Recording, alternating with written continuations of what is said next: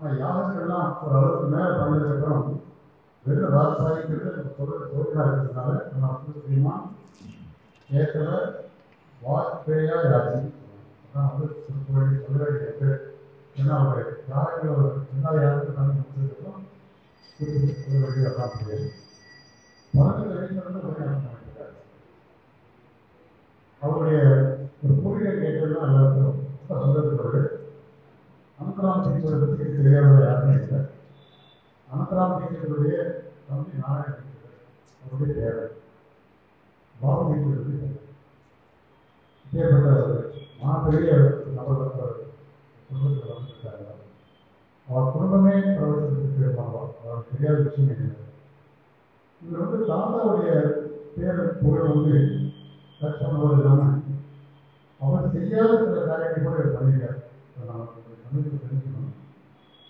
அதாவது இவர் வந்து நியம அத்தியாயி வேதங்கள்லாம் அவர் பாட்டு கற்றுக் கொடுத்துருக்கார். எதிர் வேதத்தில் கிரமம் பண்ணியிருக்கார். கிரமபாதி பண்ணியிருக்கார். அது தவிர ஜோதிஷம் விஷய நோக்கி அதுபோல பிரிய சிக்ஷாவும் சொல்லி அண்ணா இடத்துல சத்தம் வாங்கிட்டார். கிருஷ்ணபிரேமி சுவாமி இடத்துல வாங்கிட்டார். 2004 25 வயசுல அவர் ஆனந்த் பண்ணிட்டார். ஆஸ்தான் வித்வான் அவருள்ள தத்தாத்திரேயன் உங்கள் எல்லாத்துக்கும் தெரியும். ஜனனி சத்யானந்த சுவாமி மைசூர் இருக்கார் இல்லையா, அவர்கிட்ட பட்டம் வாங்கிட்டார். அப்போ வந்து கர்நாடக கவர்னரே வந்து அந்த கம்பெனி அவருக்கு அந்த கௌரவத்தை கொடுத்து பண்ணிட்டார். நான் சொன்ன மாதிரி 11 வயசு வந்து ரெகுலராக பண்ணியிருக்காரு. அவர் நடத்துறது 15வது வயசு வந்து ரெகுலராகவே அவருடைய புகழ்பெற்ற ஒரு உருவாக்கம் ஆகிட்டார். அவருக்கு வந்து ஸ்ரீமத் ராமாயணம், பாகவதம், நாராயணியம், வியாசபாரதம், ஆதிசங்கரத்தியம் எல்லாருமே ஒரு தெரியாத சப்ஜெக்டே இல்லை. அவ்வளோ சப்ஜெக்டையும் நானும் சொல்லக்கூடியவர். அதை தவிர சௌந்தரிய லகரி, சிவானந்த லகரி, இது மாதிரி ரத்னமாளிகா அது எல்லாத்தையும் ரிசர்ச் பண்ணியிருக்காரு.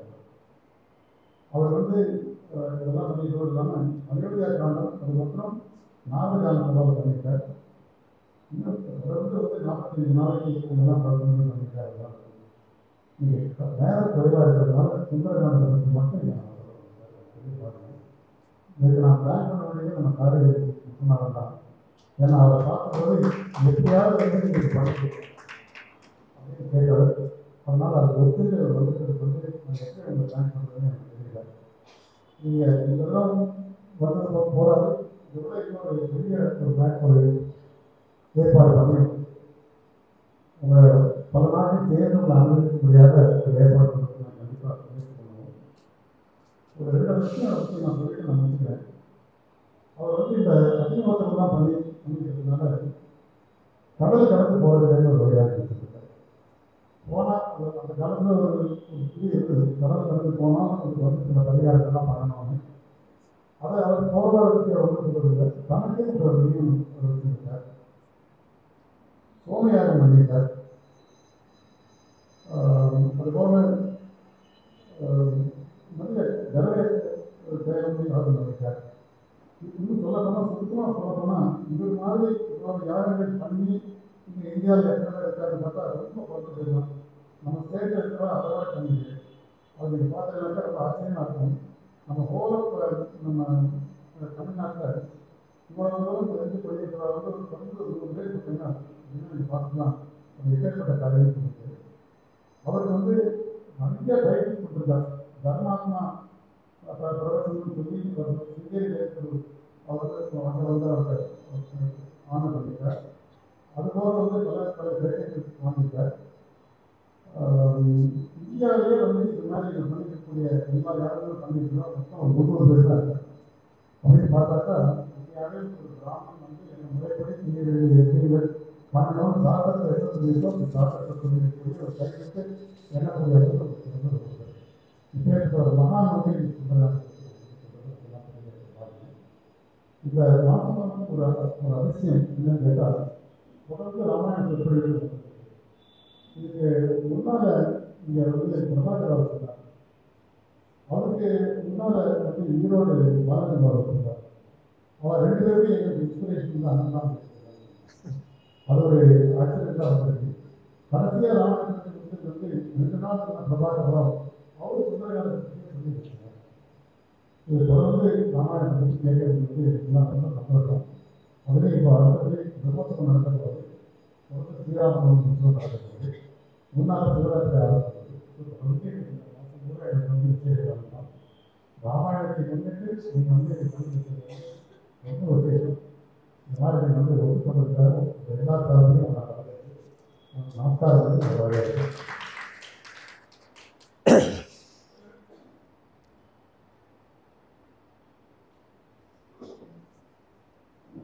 जानकी कांतस्मरणं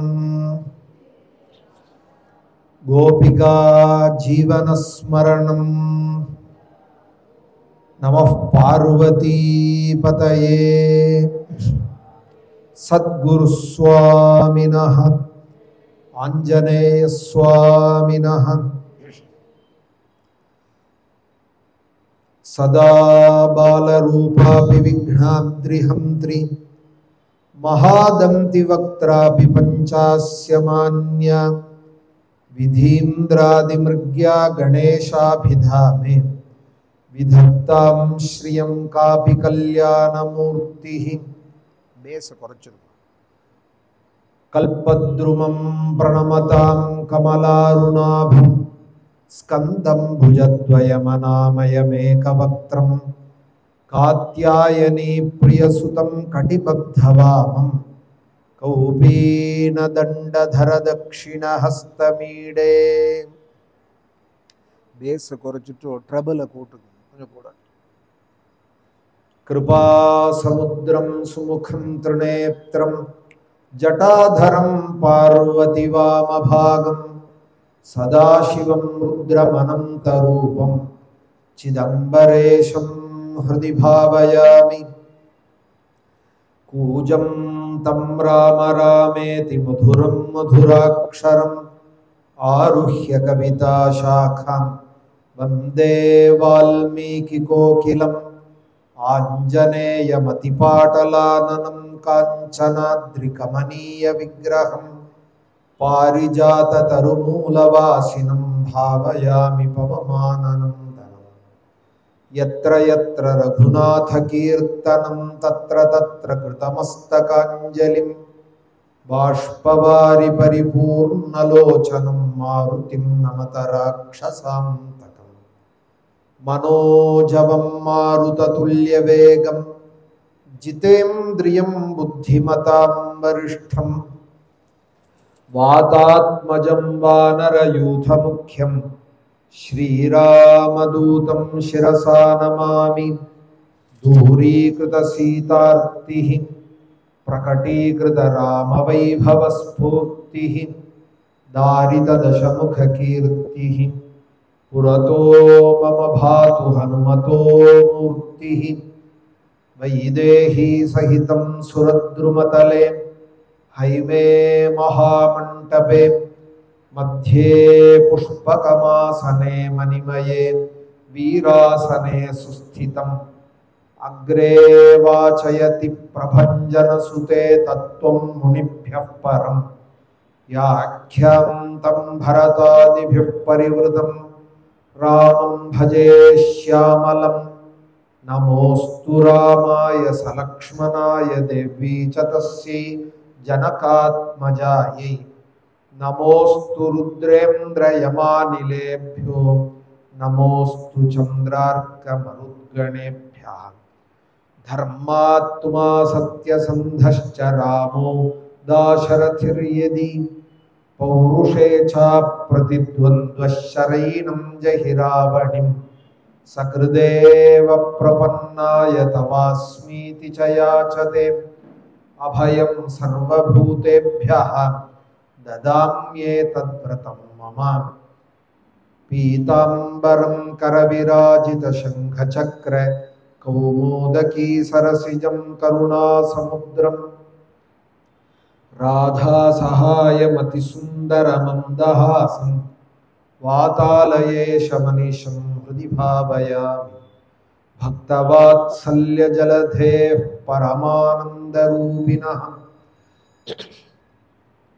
अस्मदाचार्यराजस्य प्रपन्नोऽस्मि पदाम्बुजं त्र्यम्बकपुराधीशं गणाधिपसमन्वितं गजारूढमहं वन्दे शास्तारं कुलदैवतं बुद्धिर्बलं यशोधैर्यं निर्भयत्वमरोगता अजाढ्यं वाक्पटुत्वं च हनुमत्स्मरणात् भवेत्। हनुमते नमः। श्रीहरये नमः।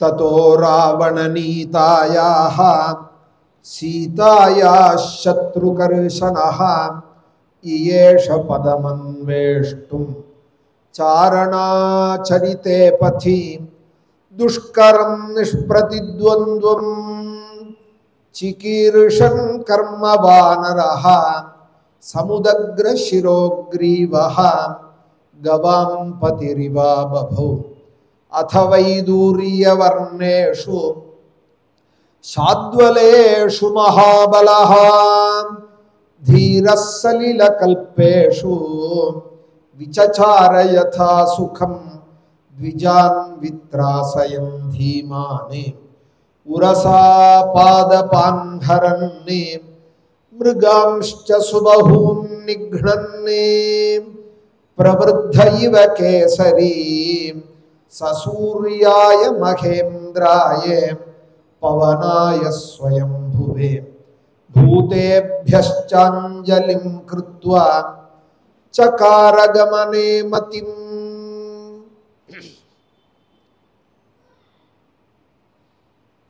श्रीयःपदिயான भगवान வேதவேத்யனானவன் பரமாத்மா வேதத்துல சொன்னதான தர்மங்கள்லாம் எல்லாரும் புரிஞ்சு அனுஷ்டிக்க வேண்டி திரேதாயுகத்திலே பதித பாவனனாய் தானே வந்து அவதாரம் பண்ணி நடத்தி காமிச்சார். சொல்றது எல்லாருக்குமே சுலபம்.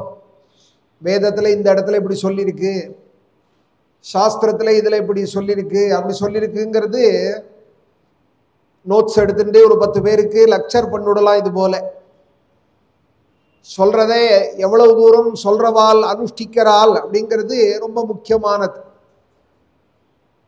அனுஷ்டான பரியவசாயியா ஆகணும். நான் இப்ப சொல்றதோ கேட்கறதோ ஒரு 10 வார்த்தை பகவத் குணங்கள் கேட்கறோம் சொல்றோம்னு சொன்னால் எல்லாத்தையும் அனுஷ்டானம் பண்ண முடியலைன்னாலும் ஒரு 10% நம்ம வாழ்க்கையில உயரணும். இந்த சத்சங்கத்தினுடைய பிரயோஜனம் நன்னா இருக்குன்னு சொல்றதோ ஒருத்தருக்கு ஒருத்தர் அப்ரிசியேஷன் பண்ணிக்கிறதுக்காகவோ இல்லை. கச்சேரி மாதிரியோ ஆர்கெஸ்ட்ரா மாதிரியோ ஒரு ஈவெண்ட் இல்லை. இது சரீரத்தை 24 மணி நேரமும் போஷணம் பண்ணிகிட்டே இருக்கும். யாருமே ஒருத்தருக்கு ஒருத்தர் பார்த்தா சௌக்கியமா இருக்கேளா, தேக ஆரோக்கியமா இருக்கேளா. கொஞ்சம் வயசானவர்களாக இருந்தால் சுகர் எல்லாம் கண்ட்ரோலாக இருக்கா, ப்ரெஷர் டெஸ்ட் எல்லாம் பண்ணிட்டேலா, ஹார்ட் எல்லாம் பார்த்துருக்கிறேளா, மருந்து மாத்திரை எல்லாம் காலத்தில் எடுத்துக்கிறேளான்னு இப்படி ஒருத்தருக்கு ஒருத்தர் கேட்குறா. சாப்பிட்டாச்சான்னு கேட்குறா, காஃபி சாப்பிட்றேளான்னு கேட்குறா. எல்லாமே சரீர போஷணமாகவே இருக்கு. தேகத்தை போஷிக்கிறதுங்கிறது இது சொல்லி தான் செய்யணுங்கிறது இல்லை, ஒருத்தருக்கு ஒருத்தர் ஞாபகப்படுத்தணுங்கிறது இல்லை, அது தானே நடக்கும். எந்த கர்மா இந்த தேகத்தை படைச்சதோ அந்த கர்மாவே இந்த தேக சம்ரக்ஷணத்தையும் நடத்தும். ஆனால் ஆத்ம போஷணம்ங்கிறது ரொம்ப முக்கியம். பாக்கி எந்த ஜீவராசிக்கும் இல்லாததானே ஒரு பாக்கியம் மனுஷ வர்க்கத்துக்கு கிடைச்சிருக்கு. ஆத்மா அப்படிங்கிற சொல்லு கிடைச்சிருக்கு. ஆதிசங்கர பகவத்பாதர் சொல்றார், இந்த ஆத்மாங்கிற சொல்லே காதுல விழுறதோ புரியறதோ ஒரே ஒரு வியக்திக்கு தான், மனுஷ வர்க்கத்துக்கு கொண்டிதான் அப்படிங்கிறார். ஆத்மாங்கிற சொல்ல நாள் முழுக்க பசுவனுடைய காதுல போய் ஓதினாலும் கேட்க போறதோ, கேட்டாலும் தான் அதுக்கு புரியுமோ புரியாது. காதுல பெரிய காது யானைக்கு, அது காதுல போய் ஸ்ரீமத் ராமாயணம் ராமனுடைய உபாக்கியானம்னு சொன்னா ஏதாவது புரியுமா? உங்க கையில ஏதாவது பழம் வச்சுட்டு இருக்கீங்களா, தேங்காய் வச்சுட்டு இருக்கீங்களா, வாழைத்தார் இருக்கா? கரும்பு இருக்கான்னு தான் அது கண் தேடுமே தவிர, துதிக்க தேடுமே தவிர, ஆத்மாங்கிற சொல்லு அதுக்கு பரிச்சயம் கிடையாது. பரிச்சயம் பண்ணி வைக்கவும் முடியாது. எல்லா ஜீவராசிகளும் ஏதோ ஒரு பிரவೃத்தியில இருந்துட்டே இருக்கு. ஒரு எறும்பு பார்த்தோமானா சாரி சாரியா ஓடின்னு இருக்கு. ஒரு நாயை பார்த்தோமானா 10 நிமிஷம் ஒரு இடத்துல சும்மா உட்கார்றது இல்லை, இங்க அங்க ஓடிட்டு தான் இருக்கு. எல்லா பட்சிகள்லாம் இங்கேக்கும் அங்கேக்கும் பறந்துட்டு தான் இருக்கு. எல்லா ஜீவராசிகளும் வாழறா போல மனுஷனும் வாழ்ந்துட்டானால் பெரிய நஷ்டம். ஏன்னால் பாக்கி ஜீவராசிகளுக்கும் இவனுக்கும் ஒரு பெரிய விலட்சணம் இருக்கு. ஆத்மோத்தாரணம் அப்படிங்கிற ஒரு விலட்சணம் இருக்கு. ஒரு சத்சங்கத்தை அடைஞ்சு சத்குருநாதனை ஆசிரியிச்சு ஆத்மாங்கிற சப்தத்தை பரிச்சயம் பண்ணிட்டு அந்த ஆத்ம போஷணத்துக்கு என்ன பண்ணிக்கணுமோ அதற்கான காரியங்கள்ல ஈடுபடுறதுக்காக ஏற்பட்டது தான் இந்த மனுஷ ஜென்மா. ஆனா இப்ப எப்படி இருக்குன்னால் இந்த வேளை சாப்பாடு, அடுத்த வேளை டிஃபன், அதை பத்தினதான சிந்தனமாவே இருக்கு. மிச்ச நேரங்கள்லாம் அந்த சாப்பிட்ட சாதம் ஜெரிக்கணுமே, அதற்காக வாக்கிங் போறது, ஜாக்கிங் போறது, ஜிம்முக்கு போறது, இந்த நாளைக்கு சாப்பிடணும், நாளைக்கு சாப்பிடணும், 80 வயசானாலும் சாப்பிடணும், அதற்காக தேக போஷணத்துக்கு என்னென்ன உண்டோ அந்த காரியங்கள்லாம் அமோகமா நடந்துட்டு இருக்கு. ஆனால் ஆத்ம போஷணத்துக்கான சாதனம் பெரிய பூஜ்யமா இருக்கு. ஆத்மாங்கிற சொல்லே ஞாபகத்துக்கு இல்லை, சொன்னாலும் பரிச்சயம் இல்லை, அதை போஷணம் பண்ணுவோங்கிற ஒரு ஜாகரூகனாவும் இல்லை. அந்த ஜாகிரத உணர்வை ஏற்படுத்துறதுக்காக வந்தது தான் வேதம். வேதம் அப்படிங்கிறதே எதற்காக வந்ததுன்னால் அதோ போறது காரு ரோட்ல அப்படின்னு சொல்றதுக்காக வேதம் வரல. நீங்கள்லாம் இங்கே உட்காந்துட்டு இருக்கேள், சேர்ல உட்காந்துட்டு இருக்கேள்னு சொல்றதுக்காக வேதம் வரல. இது கோயம்புத்தூர் ராம்நகர்னு வேதம் சொல்லிதான் தெரியணுங்கிறது இல்லை. நினைவு வர வர அவளுடைய விவகாரத்துல தானே எல்லாம் தெரிஞ்சுக்கலாம். ஃப்ளைட்டு போறதுலேருந்து சேட்டலைட்லேருந்து எல்லாம் எல்லாருக்கும் தெரியும். ஆத்மா அப்படிங்கிற சொல்லு தெரியாது. நான் ஆத்மவித்து அப்படிங்கிறது சாந்தோக்கியம். உலகத்துல பரிச்சயமே இல்லாத ஒரு சொல்லு எதுனால் ஆத்மா அப்படிங்கிற சொல். யாரோ சில பேர் தான் அறியறா. தேகம் நான் இல்லை, பிராணம் நான் இல்லை, பாக்கி இந்திரியங்க வியாபாரங்கள் பண்ற இந்திரியங்கள் நான் இல்லைங்கிறத உணர்ந்து ஆத்மாதான் தான் அப்படிங்கிறதும், அந்த ஆத்மாவை அறியணும், அதை போஷிக்கணுங்கிறதுக்கான முயற்சியும் யாரோ சில பேர்கள் தான் சொல்றா, செய்யறா. இந்த சப்தமே காதல விழறதுக்காக தான் இந்த மாதிரி சத் சங்கங்கள். ஸ்ரீமத் ராமாயணமோ பாகவதாதி கிரந்தங்களோ இது நமக்கு தெரிஞ்சோ தெரியாமலோ இது என்ன பண்றதுன்னாலும் ஆத்ம போஷணத்தை செய்யறது. ஆத்மாவனுடைய போஷணத்தை அதுவும் ஒண்ணு இருக்கே. உள்ள ஒரு தேகம் ஒருத்தர் நடந்து வரார் அப்படின்னு சொன்னா தேகமும் தான் இருக்கு, உள்ள ஆத்மாவும் தான் இருக்கு. உள்ள ஒருத்தர் இருக்கிறதுனாலதான் நடந்து வராருங்கிறது ஒரு அஞ்ஞானிக்கு உள்பட ஒரு அனுமானம் இருக்கு. வெறும் தேகம் நடந்து வராது, உள்ள ஒருத்தர் இருந்துதான் நடத்தி வைக்கிறாள் அப்படிங்கிறது ஒரு பாமரனுக்கு கூட இருக்கு. அப்போ அந்த ஆத்மாவை போஷிக்கணுமே. மரமா செடி கொடியா இருந்ததானால் ஜலத்தை விட்டு போஷிக்கலாம், தேகமா இருந்ததானால் அன்னமயமான கோஷத்தை அன்னத்தினால போஷிக்கலாம். ஆத்மாவை எதால போஷிக்கிறது? சத்சங்கத்தினாலையும் சாஸ்திர விசாரங்களாலையும் இதுபோல ராமாயணாதி கதைகளாலையும் ஆத்மாவை போஷிக்கிறது. 1 மணி 2 மணி கேட்டோமானா நம்மளை அறியாத ஒரு பெரிய ஒரு நிம்மதி ஏற்படுறது இல்லையா? இதுதான் ஆத்ம போஷணம். அதனாலதான் நீங்கள்லாம் வந்து கூடியிருக்கேன், நானும் சொல்ல வந்திருக்கேன். இந்த விஷயத்தை பத்தி சொல்றது அப்படிங்கிறது உங்களுக்கு தெரியாததுக்காக நான் வரல. இப்ப ராமகதை எல்லாருக்கும் தெரியும். ஆனால் இந்த சப்தங்களும் இது மூலமாய் சாஸ்திரத்திலேருந்து உள்ள விஷயங்களோட எடுத்து சொல்லி அந்த அந்த தர்மங்கள்ல யதாசக்தி பரிச்சயத்தை ஏற்படுத்தி ஆத்மோன்னதிக்கான ஒரு பெரிய சாதனம் தான் இந்த சாது சங்கம்ங்கிறது. இந்த சத் சங்கத்துல ஆத்மாவை பத்தி சொல்ல போறேன் அப்படின்னு சொன்னா கூடுறவாள் ரொம்ப குறைச்சலா இருப்பா. அதனாலதான் ஸ்ரீமத் ராமாயணம் பாகவதம்னு கதாரூபமா உங்களை அழைச்சு கதையோடு கூட சேர்த்து எவ்வளவு முடியுமோ ஆத்ம போஷணத்துக்கான ஒரு முயற்சியை செய்யறது. கட்டாயம் தெரிஞ்சுக்கணும். ஆகார நித்ராபய மைதுனானி அப்படிங்கிறது சாஸ்திரம். சாப்பிட்றதோ தூங்குறதோ புள்ள குட்டியை பெறதோ வீடு கட்டுறதோ எல்லா ஜீவராசிகளும் செஞ்சுன்னு இருக்கு. எறும்பு கூட ஒரு புத்து கட்டி விடுறது 1000 எறும்பு இருக்கா போல. தூக்கணாங்குருவி கூட ஒரு கூடு கட்டி விடுறது, மரத்துல ஒரு நூல்ல தொங்குறது, பொசல் அடிச்சா கூட பெய்யாத அளவுக்கு ஒரு ஸ்ட்ராங்கா ஒரு கூடு கட்டுறது தூக்கணாங்குருவி. மர பொந்துகள்லையும் பட்சிகள்லாம் வாழறது. நானும் ஒரு வீடு கட்டியிருக்கேன் வாழறேன் அப்படின்னு சொன்னா போருமா? போறார். காக்காயும் தன் குஞ்சை போஷிக்கிறது. அதால எடுத்து சாப்பிட முடியாத பர்யந்தம் இதுவே அழகுல எடுத்துன்னு வந்து தானியங்களை தன்னுடைய மூக்குனாலேயே பொடிச்சு அது வாயில போட்டு அதை போஷிக்கிறது. கோழி நடி ஆடு மாடுகள் எல்லாமே தன்னோட குஞ்சுகளை ஒரு அளவு பரியந்தம் வளர்த்து விடுற பரியந்தம் காப்பாத்துறது. ஆனா ஒரு ஆச்சரியம், அதுகள் விவேகத்தோட காப்பாத்துறது. நாளைக்கு இந்த புள்ள வளர்ந்ததுக்கு அப்புறம் நமக்கு சாதம் போடுன்னு நினைச்சிட்டு அது சாதம் போடல. ஆடோ மாடோ பால் கொடுக்கறதோ இல்ல ஆகாரங்களை தானியங்களை வாயில கொடுக்கறதோ நாளைக்கு இந்த குழந்தை நம்மளை திருப்பி காப்பாற்ற போறான்ங்கிற நினைப்பில்லாத விவேகத்தோடு செய்யறது. அஞ்ஞானி மனுஷன்தான் நாளைக்கு புள்ள பார்த்துப்பான், நாளைக்கு பொண்ணு பார்த்துப்பான், இன்னைக்கு நம்ம செஞ்சு வச்சோமானால் நாளைக்கு செய்வாள்னு இவனா ஒரு அஞ்ஞானத்தினால செஞ்சுட்டு இருக்கா. அதுகளுக்கு கூட கொஞ்சம் இந்த விஷயங்கள்ல ஞானம் இருக்கு. ஆனாலும் குழந்தையில போஷிக்கிறதுங்கிறது எல்லா ஜீவராசிகளுக்கும் இருக்கு. ஒரு நாய் குட்டி போட்டுதானா சில நாட்களுக்கு அது யாரையும் கிட்ட விடுறது இல்லை.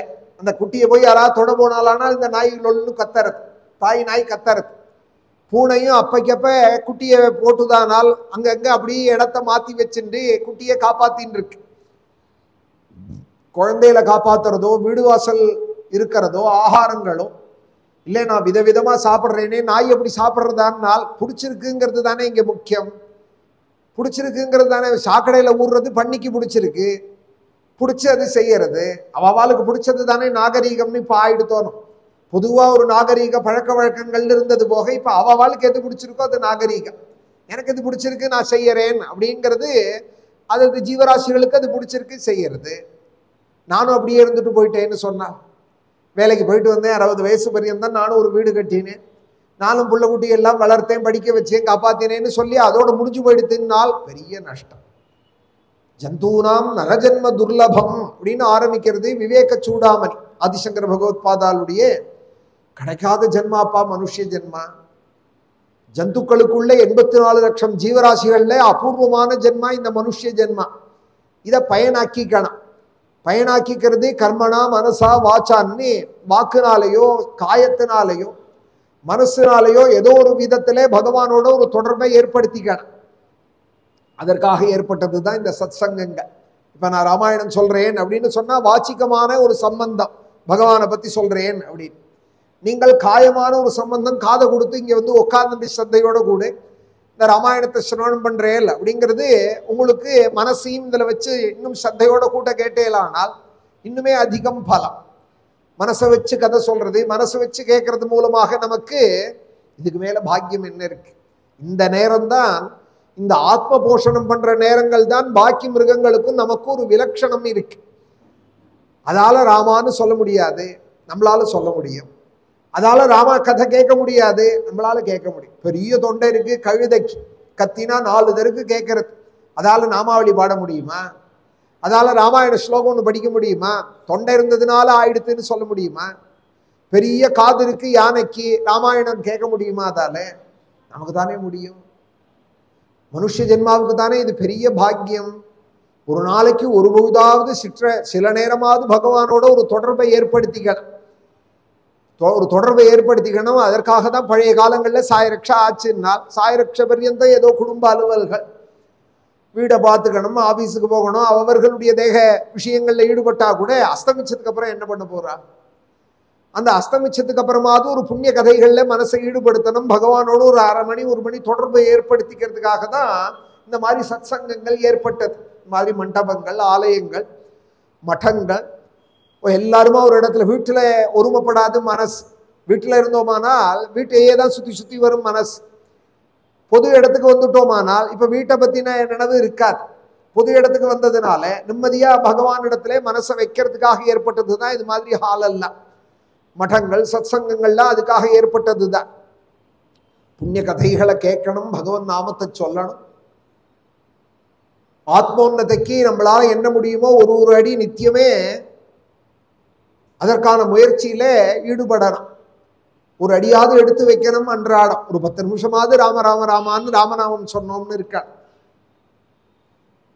நான் 2 நாள்ல வரப்போறது ஏகாதசி, ஒரு 4 நாள்ல வரப்போறது சிவராத்திரின்னு மாட்டுக்கு தெரியுமா?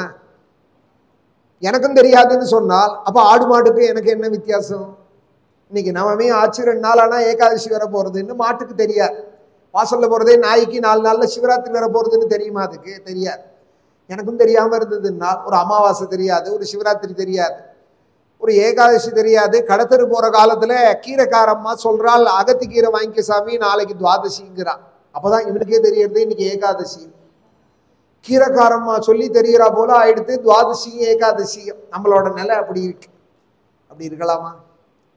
அதுவும் விசேஷமாய் பிராமணன் 10 பேருக்கு தர்மங்களை எடுத்து சொல்ல வேண்டிய பொறுப்புல இருக்கிறவன். வேதத்தையும் சாஸ்திரங்களையும் தானும் படிச்சு 10 பேருக்கு எடுத்து சொல்ல வேண்டிய ஸ்தானத்துல இருக்கிறவன். தர்மங்களே அவனே 4 பேர் சொல்லிதான் தெரிஞ்சுக்கிறதுன்னு ஆயிடுத்தானால் ரொம்ப அவரமான நிலை. மனுஷ ஜென்மாவை பயனாக்கிக்கணும், சிரஞ்சீவியா இருக்கணும். கிடைச்ச ஜென்மாவை தீர்காயுஷாக பண்ணிக்கணும். அதற்காக தான் ஆச்சாரங்கள் எல்லாம் விதிச்சிருக்கா. ஆகார நியமங்கள், சந்தியாவந்தனாதி அனுஷ்டானங்கள். பஷ்யேம சரதசதம் ஜீவேம சரதசதம் நந்தாம சரதசதம் மோதாம சரதசதம். ஒரு அவயவத்தையும் சொல்லி எனக்கு 100 வயசு காது கேட்கணும், எனக்கு 100 வயசு கண்ணு பார்க்கணும், எனக்கு 100 வயசு சந்தோஷமா நான் இருக்கணும். இப்படி எல்லாம் வேதம் போய் பிரார்த்திக்கிறது. 100 வயசு எதற்காக இருக்கணும்? ஆயுராரோக்கிய சௌக்கியம்ங்கிறது எதற்காக என்னால் ஆத்மோன்னதிக்காக, பகவானே கொண்டாடுறதுக்காக, பகவத் குணங்கள்ல ஈடுபடுறதுக்காக, ஈஸ்வர ஆராதனத்துக்காக கிடைச்ச அருமையான ஜென்மா இந்த மனுஷ ஜென்மா. அதுல சில பேர்கள் சிரஞ்சீவியா வாழறாள் அப்படின்னு சாஸ்திரங்கள் சொல்றது. நமக்காவது 100 வயசு. ஜோதிஷ சாஸ்திர கணக்குப்படி கிரகங்கள் சரியா அமைஞ்சிருந்ததானால் தசாபுக்திகள் 120 வயசு பர்யந்தம் கூட வாழ்வாள் அப்படின்னு சொல்லப்படுறது. தீர்காயுஷா இருக்கிறவர்கள்னு சில பேர் இருக்கா. ஷஷ்டப்த பூர்த்தி மாதிரி புண்ணிய காலங்கள்ல அவர்கள் எல்லாம் பூஜிக்கிறது. 60 கலசம் வச்சு நட்சத்திர தேவதைகள், நவகிரகங்கள், பிரம்ம விஷ்ணு ருத்ராதிகள் இவாளோட கூட இந்த சப்த சிரஞ்சீவிகள் அப்படின்னு 7 பேர்களை பூஜிக்கிறோம். 7 பேர்கள் இருக்கால், சிரஞ்சீவியா இருக்கால், மரணமே இல்லாதவா, மரணத்தை ஜெயிச்சவாள்னு ஒரு 7 பேர் அவளையும் பூஜிக்கிறது. 60 வயசு ஆனதும் அந்த சிரஞ்சீவிகளையும் பூஜிக்கிறது. அந்த 7 பேர்கள் யாருன்னால் அஸ்வத்தாமா பலிர் வியாசா ஹனுமாம்ச்ச விபீஷணா கிருப பரசுராமச்ச சப்தைதே சிரஜீவினஹா அப்படின்னு. அஸ்வத்தாமா துரோணருடைய புத்திரன், அவரும் ஜீவிச்சுன்னு இருக்கார். மகாபலி சுதலங்கிற லோகத்துல இன்னைக்கும் அவர் ஜீவிச்சுன்னு இருக்கார். வியாசாச்சாரியால் பத்ரிகாசிரமத்திலே அவரும் இன்றைக்கும் ஜீவிச்சுன்னு இருக்கார். விபீஷணர், ராவணனுடைய தம்பியான விபீஷணர், அவரும் சிரஞ்சீவி, இன்னைக்கும் ஜீவிச்சுன்னு இருக்கார், லங்காதிபதியாக இருக்கார். நம்ம பார்க்கிற லங்கை இப்ப மேப்ல இருக்கிறதான லங்கைக்கு சிம்மலம்னு பேர் சாஸ்திரத்துல. சிம்மலம் வேற லங்கை வேற அப்படின்னு ஸ்ரீமத் பாகவதம் சொல்றது. அந்த லங்கை கண்ணுக்கு தெரியாத இருக்கு. இன்னைக்கும் சமுத்திரத்துல எத்தனையோ தீவுகள் கண்டுபிடிக்கப்படாததாக இருக்கு. எத்தனையோ தீவுல இருக்கிற ட்ரைப்ஸ், அவ பேசுற பாஷைகள்லாம் இன்னும் பரிச்சயம் இல்லாததாக இருக்கு அப்படின்னு இன்னைக்கே நம்ம பார்க்கிறோம். அதுபோல லங்கேன்னு ஒரு தெற்கு திக்குல ஒரு நகரம் இருக்காம். விபீஷணர் ராஜ்ய பரிபாலனம் பண்ணிட்டு இருக்கா. அதோட இல்லே ஸ்ரீரங்க கஷேத்திரத்திலே நித்தியம் ராத்திரி அஸ்தமிச்சால் அர்த்தஜாம பூஜை முடிஞ்சதும் தன்னோட பரிவாரங்களோட கூட ஸ்ரீரங்கத்திலே விடிய விடிய ரங்கநாதனை ஆராதிக்கிறார் விபீஷண சுவாமி அப்படின்னு ஸ்ரீரங்க கஷேத்திர மகாத்மியம். தன்னோட பரிவாரங்களோட வந்து விடிய விடிய அவருடைய பூஜை நடக்கிறது. விபீஷணருடைய பூஜை நடக்கிறது. சிரஞ்சீவியாக அவரும் இருக்கார். கிருபர் அப்படின்னு ஒரு ஆச்சாரியன், அவரும் பாண்டவாளுக்கு வேதங்கள்லாம் சொல்லி கொடுத்தவா. வேதாபியாசத்தை பாண்டவர்கள் அந்த கிருபாச்சாரியர்கிட்ட பண்ணினார். வில்வித்தைகளே துரோணாச்சாரியர்கிட்ட கத்துண்டால். ராஜகுருவா இருக்கிற அந்த கிருபரும் தீர்காயுஷாக இருக்கார். பரசுராமர் அப்படின்னு பகவத் அவதாரத்திலே ஒருத்தர், அவரும் வந்து சிரஞ்சீவியாக இருக்கார். 6 பேர் ஆயிடுச்சு. 7வது யாருன்னால் இன்னிலேருந்து ஒரு 3 நாள் சொல்ல போறோமே, இந்த ஹனுமார். இவரும் வந்து சிரஞ்சீவியாக இருக்கார் அப்படின்னு சாஸ்திரம் சொல்றது. அஸ்வத்தாமா பலிஹி வியாசா ஹனுமானு அப்படின்னு. ராமாயணம்னு சொன்னா திரேதாயுகத்தில் நடந்த கதை. ராமன் ஒருத்தர் இருந்தார். அப்போ ஒரு 11,000 வருஷம் பூலோகத்துல இருந்தார். அவதாரத்தை முடிச்சுட்டார்னு இருக்கு. கிருஷ்ணர்னு இருந்தா துவாபர யுகத்தினுடைய கடைசியிலே 125 வருஷம் இருந்தார். அவதாரத்தை முடிச்சுட்டார் அப்படின்னு அவர் கதையில இருக்கு. மகாபாரத பாகவதாதி கிரந்தங்கள்ல கிருஷ்ணாவதாரம் முடிஞ்ச அந்தர்தானமும் இருக்கு. அதுபோல இல்லை ஹனுமா இருக்கு.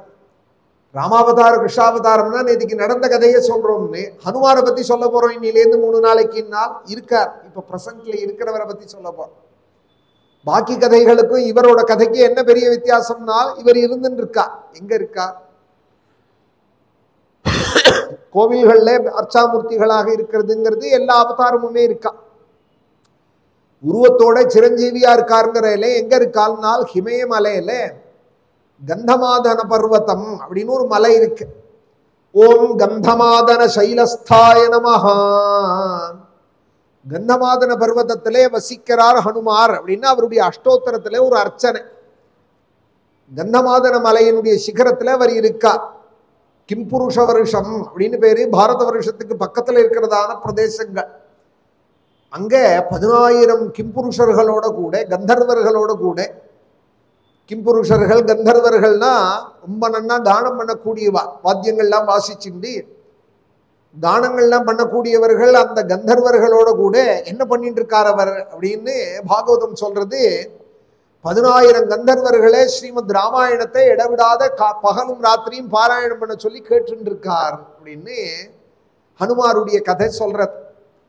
இந்த ராமாயணத்தை இப்போ 1 மணி 2 மணி நம்ம ஸ்ரத்தை எடுத்து கேட்க வந்திருக்கோமே, இந்த ராமாயணத்துல தான் அவரோட பிரபாவமும் சுந்தரகாண்டம் சொல்ல போறோம்.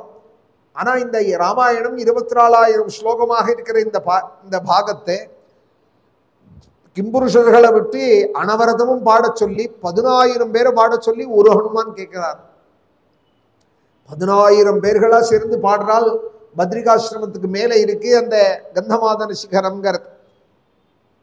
கிம் புருஷே வருஷே பகவந்தம் ஆதிபுருஷம் லக்ஷ்மணாக்ரஜம் சீதாபிராமம் ராமம் தச்சரண சன்னிகர்ஷாபிரதः பரமபாகவதோ ஹனுமானே சஹ கிம் புருஷைஹி அவிரத பக்திஹி உபாஸ்தே ஆஷ்டிஷேணேன சஹ கந்தர்வைஹி அனுகீயமானாம் பரமகல்யாணீம் பர்த்ரு பகவத் கதாம் சமுபஷ்ணுனோதி ஸ்வயம் சேதம் காயதி.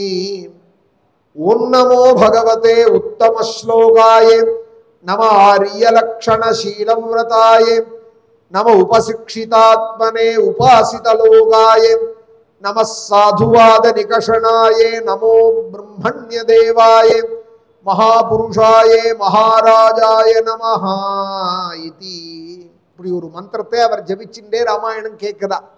ஓம் நமோ பகவதே உத்தம ஸ்லோகாய நம ஆரியலக்ஷணசீலவிரதாயன்னு ஒரு மந்திரம் சுகாச்சாரியர் பாகவதத்திலே இதை சொல்றா. ஹனுமார் இருக்கார், இன்னைக்கும் ஹிமாலயத்திலே இருக்கா ஒரு சிகரத்திலே. கந்தர்வர்களோட ராமாயண பாராயணம் அவர்களை பண்ண சொல்லி எத்தனை ரகுநாத கீர்த்தனம்னு எங்கெங்கள்லாம் அவருடைய கீர்த்தனங்கள் ராமனுடைய கதைகள் பாடப்படுறதோ இங்கே இருக்கார் பார்த்தீங்களா. ரொம்ப அழகா. அதுவும் ராமர் இருக்காருன்னா ராமருக்கு நேர அஞ்சலி பத்தரா எழுத்தாப்புல நின்று இருக்கா. எப்போதும் அங்கத்திலே சைட்ல இருப்பார்.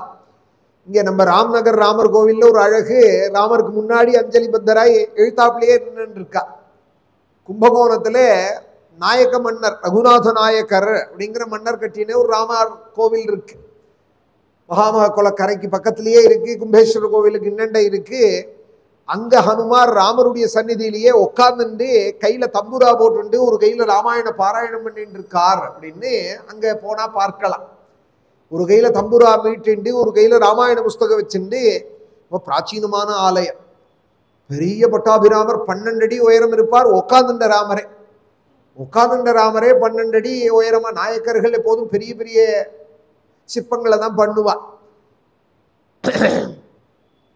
12 அடி உயரத்துல உட்கார்ந்துட்டு இருக்கார் ராமர்னா அதுக்கேத்தா போல ஒரு ஆஞ்சநேயர் எழுத்தாப்புல உட்கார்ந்து ராமாயண பாராயணம் பண்ணிட்டு இருக்கார் அப்படின்னு கும்பகோணம் போனா இன்னைக்கு பார்க்கலாம்.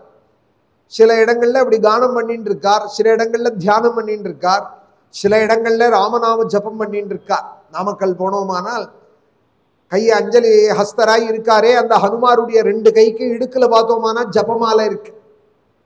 2 கைக்கு இடுக்குல ராமநாம ஜபம் பண்ணிட்டு இருக்கார் நாமகிரி க்ஷேத்திரத்துல.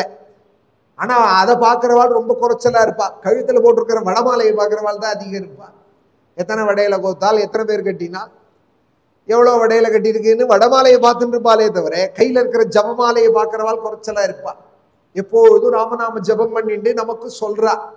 சிரஞ்சீவியா இருக்கிறதுக்கு என்ன உபாயம்னால் ராமாயண பாராயணம் பண்ணிட்டு ராமநாமத்தை ஜபிச்சுட்டு ஆயுஷ்யம் ஆரோக்கியகரம் யசஸ்யம்னு எல்லா பாக்கியத்தையும் தரக்கூடிய இந்த ராமாயணத்தை சேவிச்சுண்டு ராமநாமம் சொல்லிட்டு இருந்தாலே நமக்கு எல்லா பாக்கியங்களும் கிடைக்கும். ஸ்ரீராம ராமராமேதின்னு சொல்லிட்டு இருந்தாலே போரும். ரோகார்த்தோ முச்சதே ரோகாதி பயான் முச்சேத பந்தனாதி. விஷ்ணு சஹஸ்ரநாமம் குறைஞ்சது தானே காரணம். கொரோனா நேரத்தில் பல பேர்கள் கேட்டா, ஏன் வந்துருத்து இப்படி ஒரு ஆபத்து வந்துருத்தே தேசத்துக்கு அப்படின்னால், நாங்கள் என்ன போல உள்ளவாழ்லாம் சொன்னதுக்கு முக்கிய காரணம் சொன்னது என்னன்னால், விஷ்ணு சஹஸ்ரநாமம் குறைஞ்சு போயிடுது, அதனால வந்திருக்கு ஆபத்து. விஷ்ணு சஹஸ்ரநாமம் ஏதோ டேப்பில் ஓடுறது, கோவிலில் ஓடுறதுன்னா போருமா? வீட்டுக்கு வீடு சொல்ல வேண்டாமா? கார்த்தாலையும் சாயங்காலமும் 2 வேலையும் சொல்லணும். முடியல சாயரட்சையாவது கை கால் அலமிண்டு நெத்திக்கிட்டு சஹஸ்ரநாமம் சொல்லலாம். எல்லாரும் கிஞ்சபன் முச்சதே ஜந்து ஜென்மசம்சார பந்தனாத்து அப்படின்னு இருக்கு சஹஸ்ரநாம ஆரம்பமே. தர்மபுத்திரர் கேட்கிறார், எந்த ஜந்துவும் கரையேறதுக்கான ஒரு உபாயம் சொல்லுங்கோ அப்படிங்கிறார். ஜனன தர்மம் உள்ளது பர்த்து உள்ளது எல்லாத்துக்குமே ஜந்துன்னு பேர். எறும்புலேருந்து ஆரம்பிச்சு ஒரு எறும்புக்கு சொல்ற சக்தி இருந்ததானால் சஹஸ்ரநாமம் சொல்லலாம். ஒரு மாடு, ஒரு யானை, கஜேந்திரன் ஆதி மூலமேனு கத்தினது, அதுக்கும் சக்தி இருந்தது, கத்தினது, அதுவும் க்ஷேமத்தை அடைஞ்சது. ஒரு ஜடாயு ராமநாமம் சொன்னது, அதுவும் க்ஷேமத்தை அடைஞ்சது.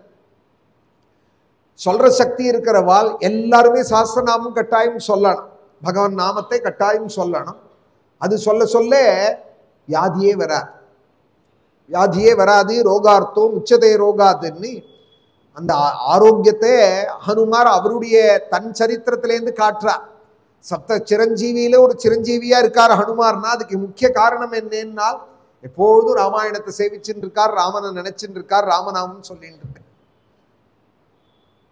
கிம் புருஷே வருஷே பகவந்தம் ஆதிபுருஷம் லக்ஷ்மணாக்ரஜம் சீதாபிராமம் ராமம் தச்சரண சன்னிகர்ஷாபிரதம் பரமபாகவதோத்தமோத்தமோ ஹனுமானே சஹ கிம் புருஷைஹி அவிரத பக்தி உபாஸ்தே. இடவிடாது அந்த ராமனை உபாசிச்சுட்டு இருக்கா. ஆஞ்சநேயருக்கு இல்லாத பிரபாவம் கிடையாது.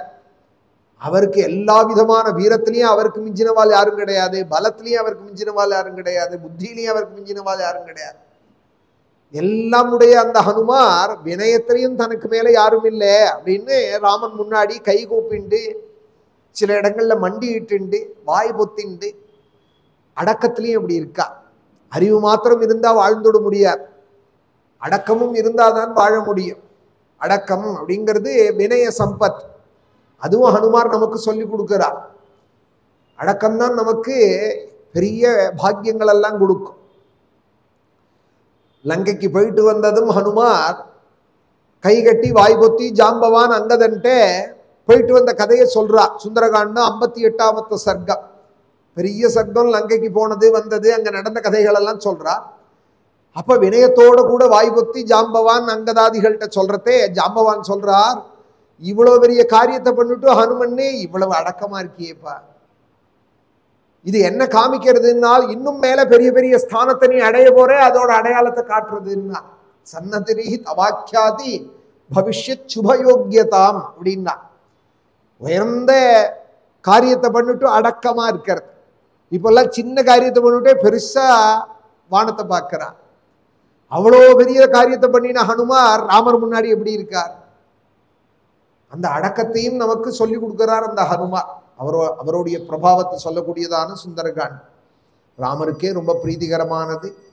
ஹனுமானுடைய அனுகிரகமும் நமக்கு பூர்ணமாக கிடைக்கக்கூடிய அந்த சுந்தரகாண்ட். ததோ ராவண நீதாயாக சீதாயா சத்ரு கருஷனஹ ஏஷ பதமன்வேஷ்டும் சாரணாச்சரித்தே பதி. வேத தர்மங்களே தானே அனுஷ்டானம் பண்ணி காமிக்க வந்த ஸ்ரீராம் பாராலும் படரு செல்வம் பரத நம்பிக்கே அருளி ஆரான் விளையவனோடு அருங்கானம் அடைந்தவனே சீராலும் வரை மார்பான்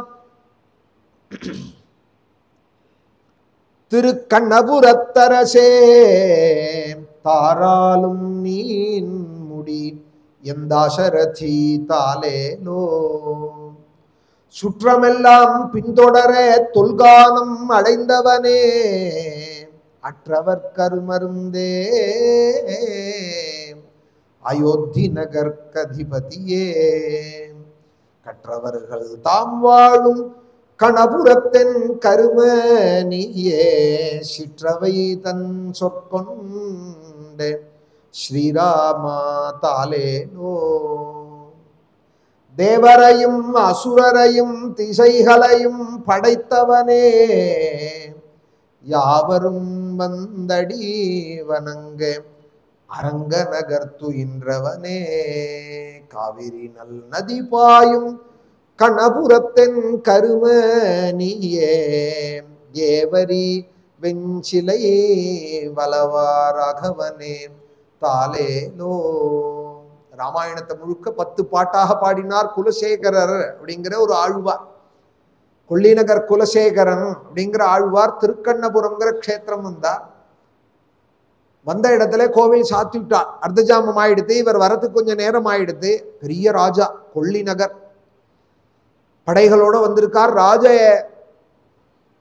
சின்னங்களோடையே வந்திருக்கார். ஆழ்வார் தான். கோவில் சாத்திவிட்டால்னதும் ஒரு சின்ன அதிகாரி வந்தாலே துறை எனக்கு தீபாராதனை பண்ணுன்னு மிரட்டுறாள் இன்னைக்கு. அதுவும் 2 கோவிடா இருந்துருத்துன்னா கேட்கவே வேண்டாம். அவள் வர பரியந்தம் சுவாமி புறப்பாடு ஆகக்கூடாது. அவள் வந்து கற்பூரம் காமிக்கணும், அவர்கள் வந்து தேங்காய் உடைக்கணும்னு அவன் எங்கேயோ ஃபோனில் பேசி நின்றுட்டு இருக்கார். பெருமாள் காத்துன்னு இருக்கார். சில கோவில்களில் பார்க்குறோம் இந்த மாதிரி ஒரு கன்றாவி எல்லாம் கண்ணில் படுறது பார்க்குறோம். ஒரு ராஜா அந்த காலத்தில், அதுவும் சக்கரவர்த்தி கொள்ளிநகர் குலசேகரன் வந்திருக்கார். வாசல்ல படைகளோட நிற்கிறார். பட்டர் சொல்றார், கோவில் சாத்தியாச்சு, பெருமாளுக்கு அர்த்தஜாமம் ஆயிடுது, இனிமே திறக்க முடியாது, நாளைக்கு தாங்கிறார். அந்த ராஜாவோட வினயம் இந்த சரித்திரம் சொல்றது. அப்படியா, நான் தான் வர தவறிவிட்டே, கொஞ்சம் நேரம் ஆயிடுத்து, இருந்து கார்த்தால தரிசனம் பண்ணிட்டு போறேன். நீங்க அர்த்தஜாமம் பண்ணி போட்டுட்டே வெளியில மதுள் சவருக்கு இன்னண்ட இருந்தே உள்ள இருக்கிற பெருமாளுக்கு நான் தாலாட்டு பாடுறேன் அப்படின்னா. உள்ளதானே இருக்கார் பெருமாள். வெளியில கதவு தாளிட்டா கூட உள்ளதானே இருக்கார் சௌரிராஜ பெருமாள். சௌரிராஜன்னு பேரு அந்த ஒரு பெருமாளுக்கு. ஸ்ரீராமரும் இருக்கார் அங்கே. சௌரிராஜ மகம்மந்தே சதா சர்வாங்க சுந்தரம்னு வெளியில உட்காந்துட்டே அந்த ராஜா 10 பாட்டு பாடினார். ராகவனே தாலேலோ ராகவனே அதுலதான் மண்ணு புகழ் கோசலைதன் மணிவயிறு வாய்த்தவனே அப்படின்னு ஆரம்பிச்சு ராகவனே தாலேலோன்னா. தேவரையும் அசுரரையும் திசைகளையும் படைத்தவனே. தேவர்கள், அசுரர்கள், யக்ஷர்கள், ராட்சசர்கள், கிண்ணறர்கள், வித்யாதரர்கள் எல்லாரையும் 17-14 லோகத்தையும் படைச்சு தேவாதிகள் எல்லாம் படைச்ச பிரபு எங்க இருக்கார் இப்போன்னா, யாவரும் வந்தடி வணங்க அரங்க நகர்த்து இன்றவனே. கீழே 7 லோகமா, மேல 6 லோகமா, நடுப்புற பூமியா. பூமியை சேர்த்து 7 லோகம் மேல, கீழே 6 லோகம், பூமிக்கு கீழே 7 லோகம். அதலம், விதலம், சுதலம், ரசாதலம், தலாதலம், மகாதலம், பாதாளம்னு கீழே 7 லோகம். நடுப்புற பூமி இருக்கு. பூமி சொர்க்கம், புவஹ, புவர்லோகம், சுவர்லோகம், மகர்லோகம், ஜனலோகம், தபோலோகம், சத்தியலோகம், மேலே 7 லோகங்கள். நடுப்புற உட்கார்ந்துட்டா தானே எல்லா பக்கத்துலேருந்தும் பார்க்க முடியும், எல்லாரும் வந்து சேவிக்க முடியும். அதற்காக 17-14 லோகங்களையும் படைச்ச பெருமாள் எங்க இருக்கார்னால், உபயகாவேரியினுடைய மத்தியத்துல, சப்த பிராகாரத்தினுடைய மத்தியத்துல, பிரணவாகாரமான விமானம் பரவாசுதேவன் விமானத்துக்குள்ள கர்ப்ப கிரகத்துல யாவரும் வந்தடி வணங்கு அரங்க நகர்த்து இன்றவனே. 17-14 லோகத்துக்கு மத்தியம் பூமி, பூமியில மத்தியம் பாரத தேசம், பாரத தேசத்தினுடைய ஹிருதயமா இருக்கிறது ஸ்ரீரங்கம்.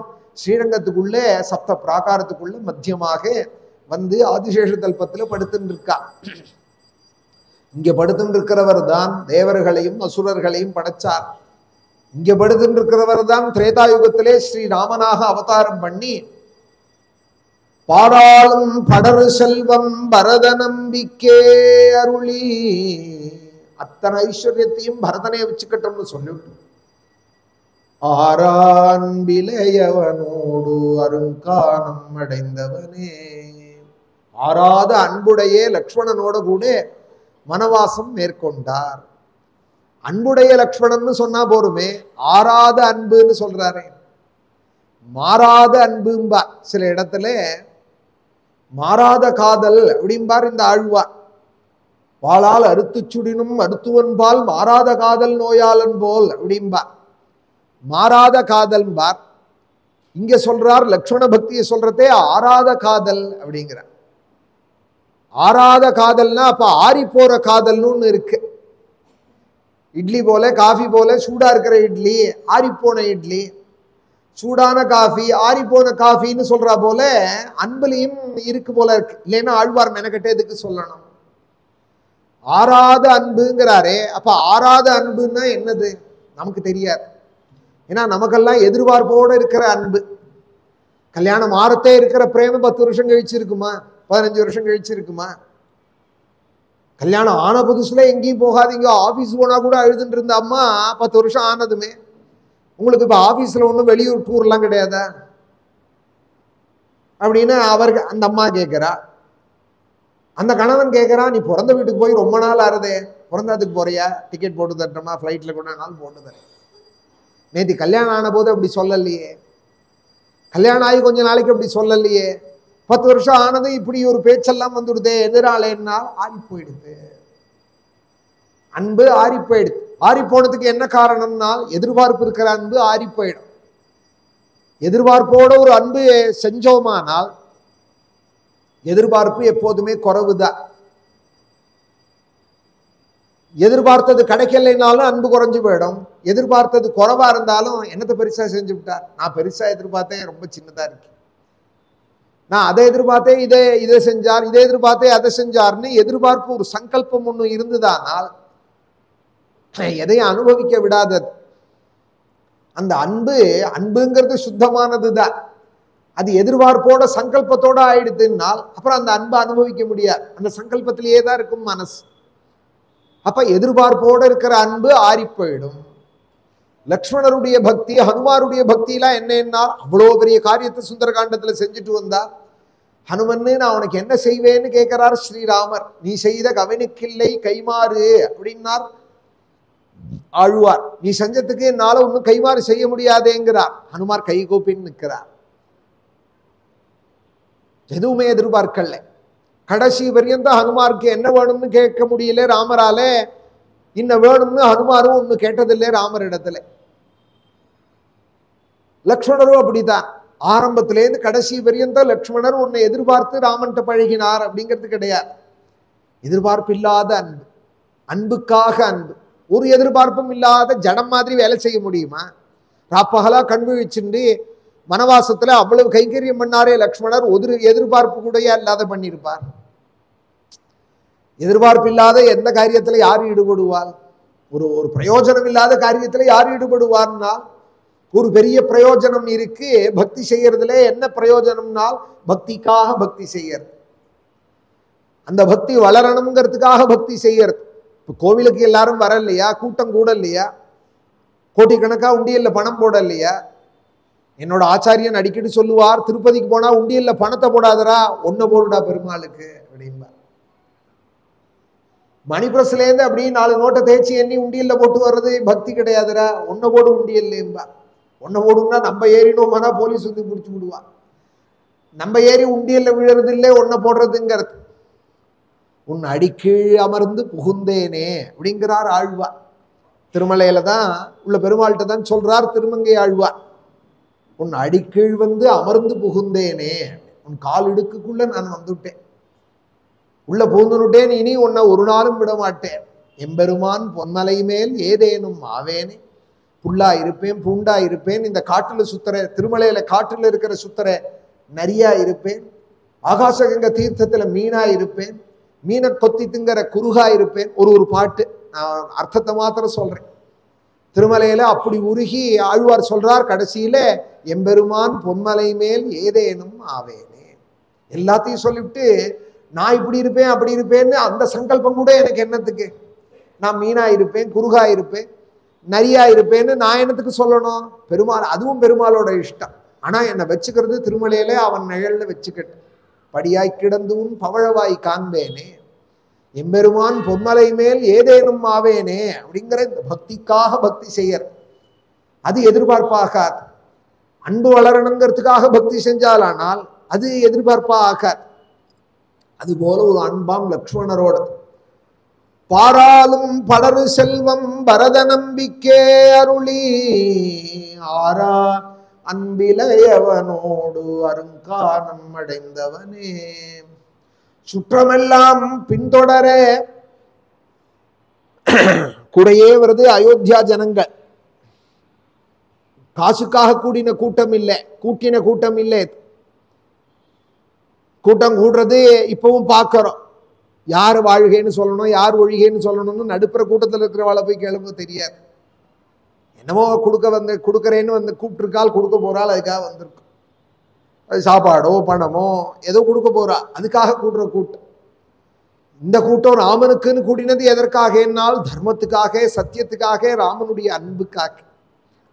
சுற்றமெல்லாம் பின்தொடரே தொல்கானம் அடைந்தவனே அற்றவர்க்கு அருமருந்தே. எனக்கு ஒண்ணும் இல்லப்பா, எனக்கு ஒண்ணும் இல்லை, உன்னை தவிர எனக்கு வேற கதி இல்லைன்னு ஆறவர்கள் இருக்காரே, அவர்கள் தான் அற்றவர்கள். தனக்குன்னு ஒண்ணும் வச்சுக்காதவா, தனக்குன்னு ஒரு சங்கல்பம் கூட இல்லாத ஞானிகள், பக்தர்கள், உயர்ந்த பக்தர்கள், பிரகலாதாதிகள், ஹனுமார போல இருக்காளே, அவர்களுக்கு அருமருந்து பெருமாள். அற்றவர்க்கு அருமருந்தே அயோத்தி நகர்க்கு அதிபதியே. உங்க அப்பா ராஜ்யம் இல்லைன்னு சொல்லட்டும், கைகேயி அம்மா பரதனுக்கு தான் சொல்லட்டும், ஆனா அயோத்திக்கு அதிபதி யாருன்னால் என்னைக்கு ஸ்ரீராமா நீந்தான். அயோத்தி நகர்க்கு அதிபதியே கற்றவர்கள் தாம் வாழும் கணபுரத்தின் கரும நீயே சிற்றவை தன் சொற்கொண்டே ஸ்ரீராமா தாலேலோ. இப்படி மனைவியோட சீதை லக்ஷ்மணனோட காட்டுக்கு வந்த ஸ்ரீராமனுக்கு சித்திரக்கூட்டம் பஞ்சவட்டி எல்லாம் வந்த பிரபுவுக்கு வனவாசம் முடிகிற காலத்துல ஒரு சிரமம். ராவணன் வந்து சீதையை தூக்கின்னு போயிட்டான்.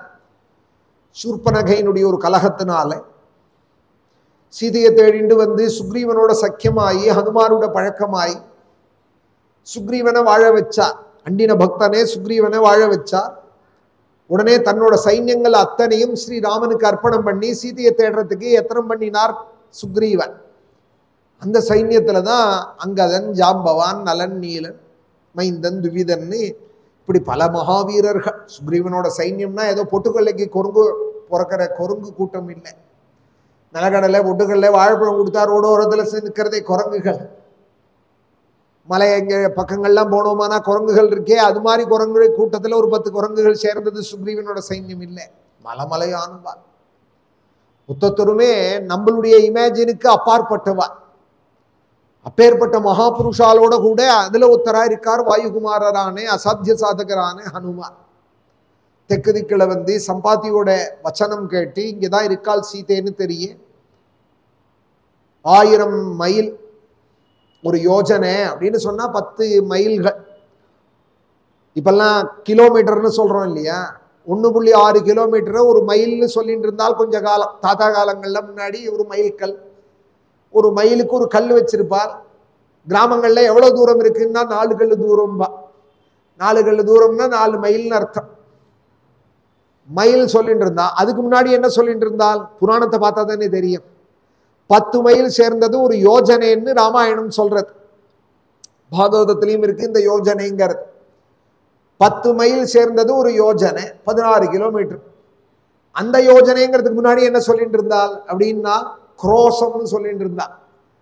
குரோசங்கிற அளவுக்கு என்ன தூரம்னால் 20 மைல் சேர்ந்தது ஒரு குரோசம்.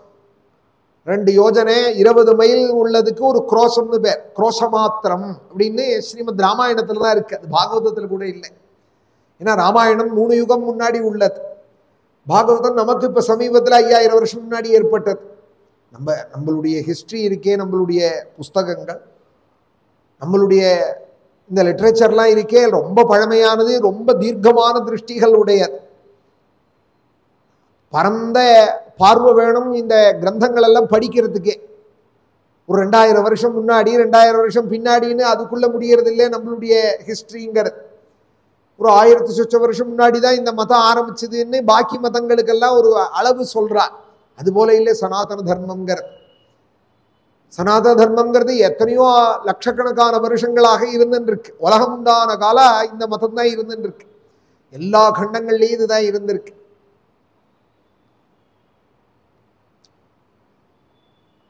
அதுல 100 யோஜனைன்னு சொல்றா. இந்த சமுத்திரம் சேதுலேருந்து ஆரம்பிச்சு ராமசேது இந்த பக்கத்துலேருந்து லங்கைக்கு 100 யோஜனை, 1000 மைல். அப்பவே தெரிஞ்சு போயிடும் நமக்கு இந்த லங்கை இல்லைங்கிறது. ஏன்னா இங்கேருந்து ஒரு நீச்சல் போட்டால் போயிடலாம் சிம்மலத்துக்கு. சேதுலேருந்து பாலம் கட்டினால்ங்கிறது ஒரு அடையாளம் இருக்கு. அதனால நான் ரொம்ப குழப்பல்ல உங்களை. ராமசேதுன்னு பாலம் ஓரளவுக்கு தெரியறது. இங்கேருந்து அவ்வளவு தூரம் கட்டினால்னு அந்த பாலமே 100 யோஜனை தூரம்னு சொல்றா. ஒரு பாக பரியந்தான் நமக்கு தெரியறது ராமருடைய பாலம். அங்கேயும் சில சீதா கேவு இன்னும் பல இடங்கள்லாம் சொல்றா. இந்த சிம்மலத்திலையும் பல அடையாளங்கள் இருக்குங்கிறா. 1000 மைல் யோஜனை, 1000 மைல் 100 யோஜனை தூரம், சதயோஜன விஸ்தீர்ணம்னு இந்த லங்கைக்கு யார் போவாள் அப்படின்னு சுக்ரீவனோட சைன்யத்தில் இருக்கிறவாள்லாம் பேசிக்க.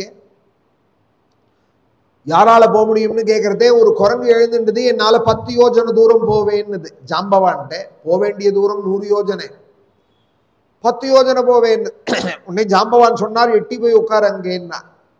உடனே இன்னொரு குரங்கு எழுந்தது, கஜன், கவாக்ஷன், கவயன், சரபன், கந்தமாதனன். இதோட பேரெல்லாம் கூட வால்மீகி சொல்றா. குரங்கோட பேரெல்லாம் கூட வால்மீகி சொல்றா. கஜோ கவாக்ஷோ கவயஹா சரபோ கந்தமாதனஹான்னு இன்னொரு குரங்கு எழுந்துனது. 20 யோஜனை போவேன்னுது. போக வேண்டிய தூரமோ 100 யோஜனையா இருக்கு. ஒரு குரங்கு சொல்றது 10 யோஜனை போவேன், ஒரு குரங்கு 20 யோஜனை போவேன். 30. ஹனுமாரோட பெருமையை சொல்றதுக்காக இத்தனையும் சொல்லிட்டு வர்றார் வால்மீகி. எடுத்ததுமே ஹனுமார் கிளம்பிட்டார் அப்படின்னு சொல்லல ராமாயணம். இவ்வளவுதான். அங்க இருந்த கூட்டத்தால 80 யோஜனை பரியந்தம் குரங்குகள் சொன்னது என்னால போக முடியும்னு. ஜாம்பவான் உடனே என்ன பண்ணார், நான் பழைய ஆளா இருந்தா, போன யுகமா இருந்ததானால் உலகளந்த பெருமாளையே பேரி கொட்டின்னு 3 பிரதட்சிணம் பண்ணியிருக்கேன். கிருத்த யுகத்துல நான் அப்படி பண்ணினேன். இப்ப எனக்கு வயசாயிடுது, திரேதாயுகம் ஆயிடுது. அதனால 90 யோஜனை என்னால போக முடியும்னா. ஜாம்பவான் 90 யோஜனை போவேன்னு சொன்னதுமே இந்த 10 யோஜனை போவேன்னு சொன்னதே குரங்கு, அது பக்கத்துல இருக்கிற குரங்கிட்ட சொல்றது சிரிக்கிறது.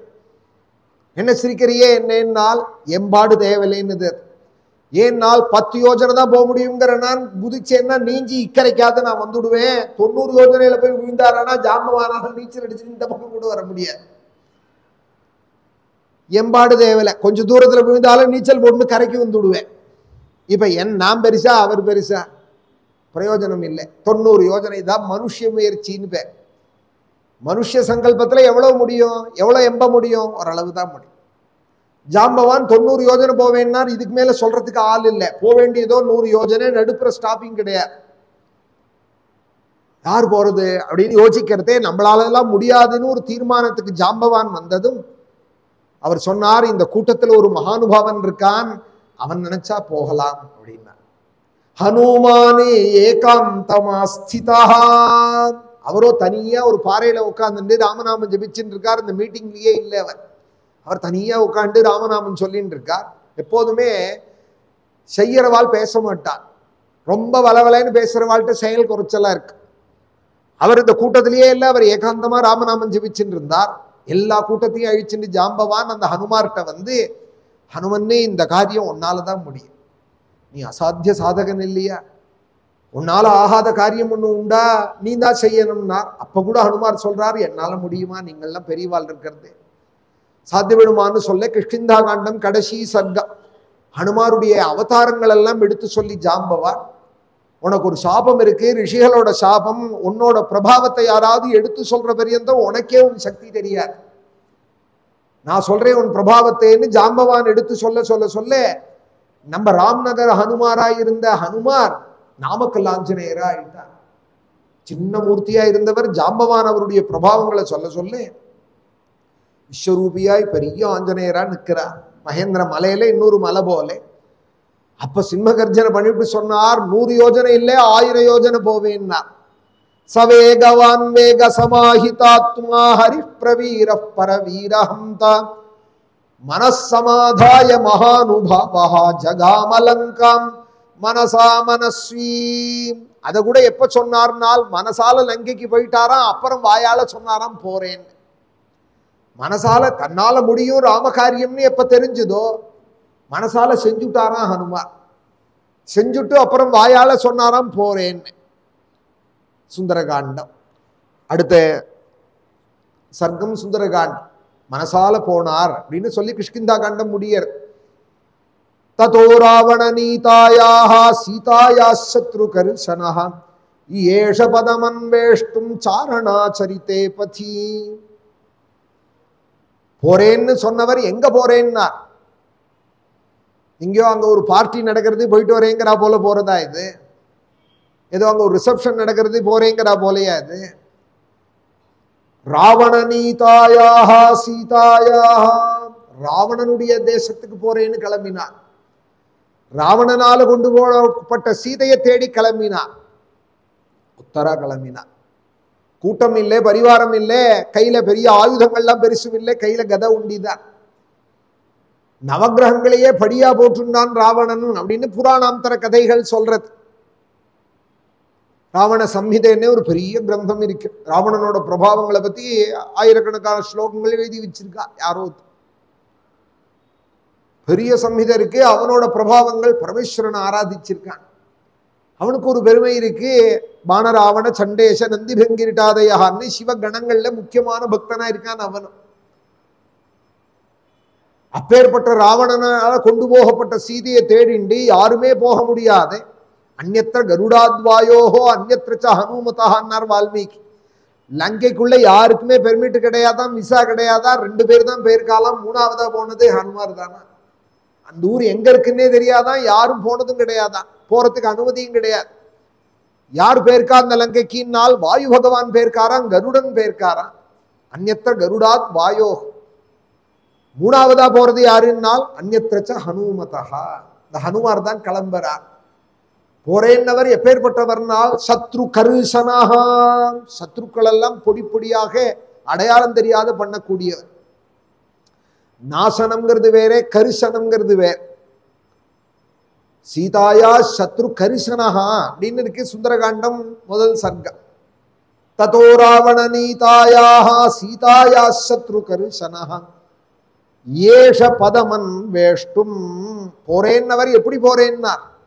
போறேன்னு சொல்றதுக்கே இங்க ஆள் இல்லை. இந்த கூட்டத்துல கோடி வானரர்கள் இருக்கு. போறேன்னு கிளம்பினது ஒரு ஆச்சரியம். ராவணனோட சத்ரு சபைக்கு போறேன்னது ஒரு ஆச்சரியம். போற வழியும் ஆச்சரியம். தேவர்களே புழங்கிட்டு இருந்தாலும் ஆகாச மார்க்கத்தை, அப்பெல்லாம் விமானம் கிடையாது. ராவணன் மாதிரி சில பேர்கிட்ட அபூர்வமா தபோபலத்தினால இருந்ததே ஒழிய தேவர்கள் தான் ஆகாச ரூபமா சஞ்சாரம் பண்ணிட்டு இருப்பா. ஆகாச கமனம்ங்கிறது சித்தர்களுக்கும் தேவர்களுக்குமே இருந்தது.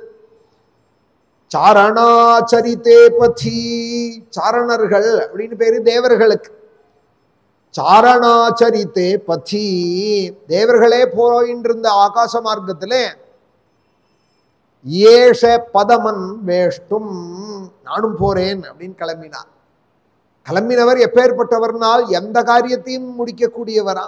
துஷ்கரம் நிஷ்பிரதித்வந்த்வம் சிகீருஷன் கர்ம வானரஹா.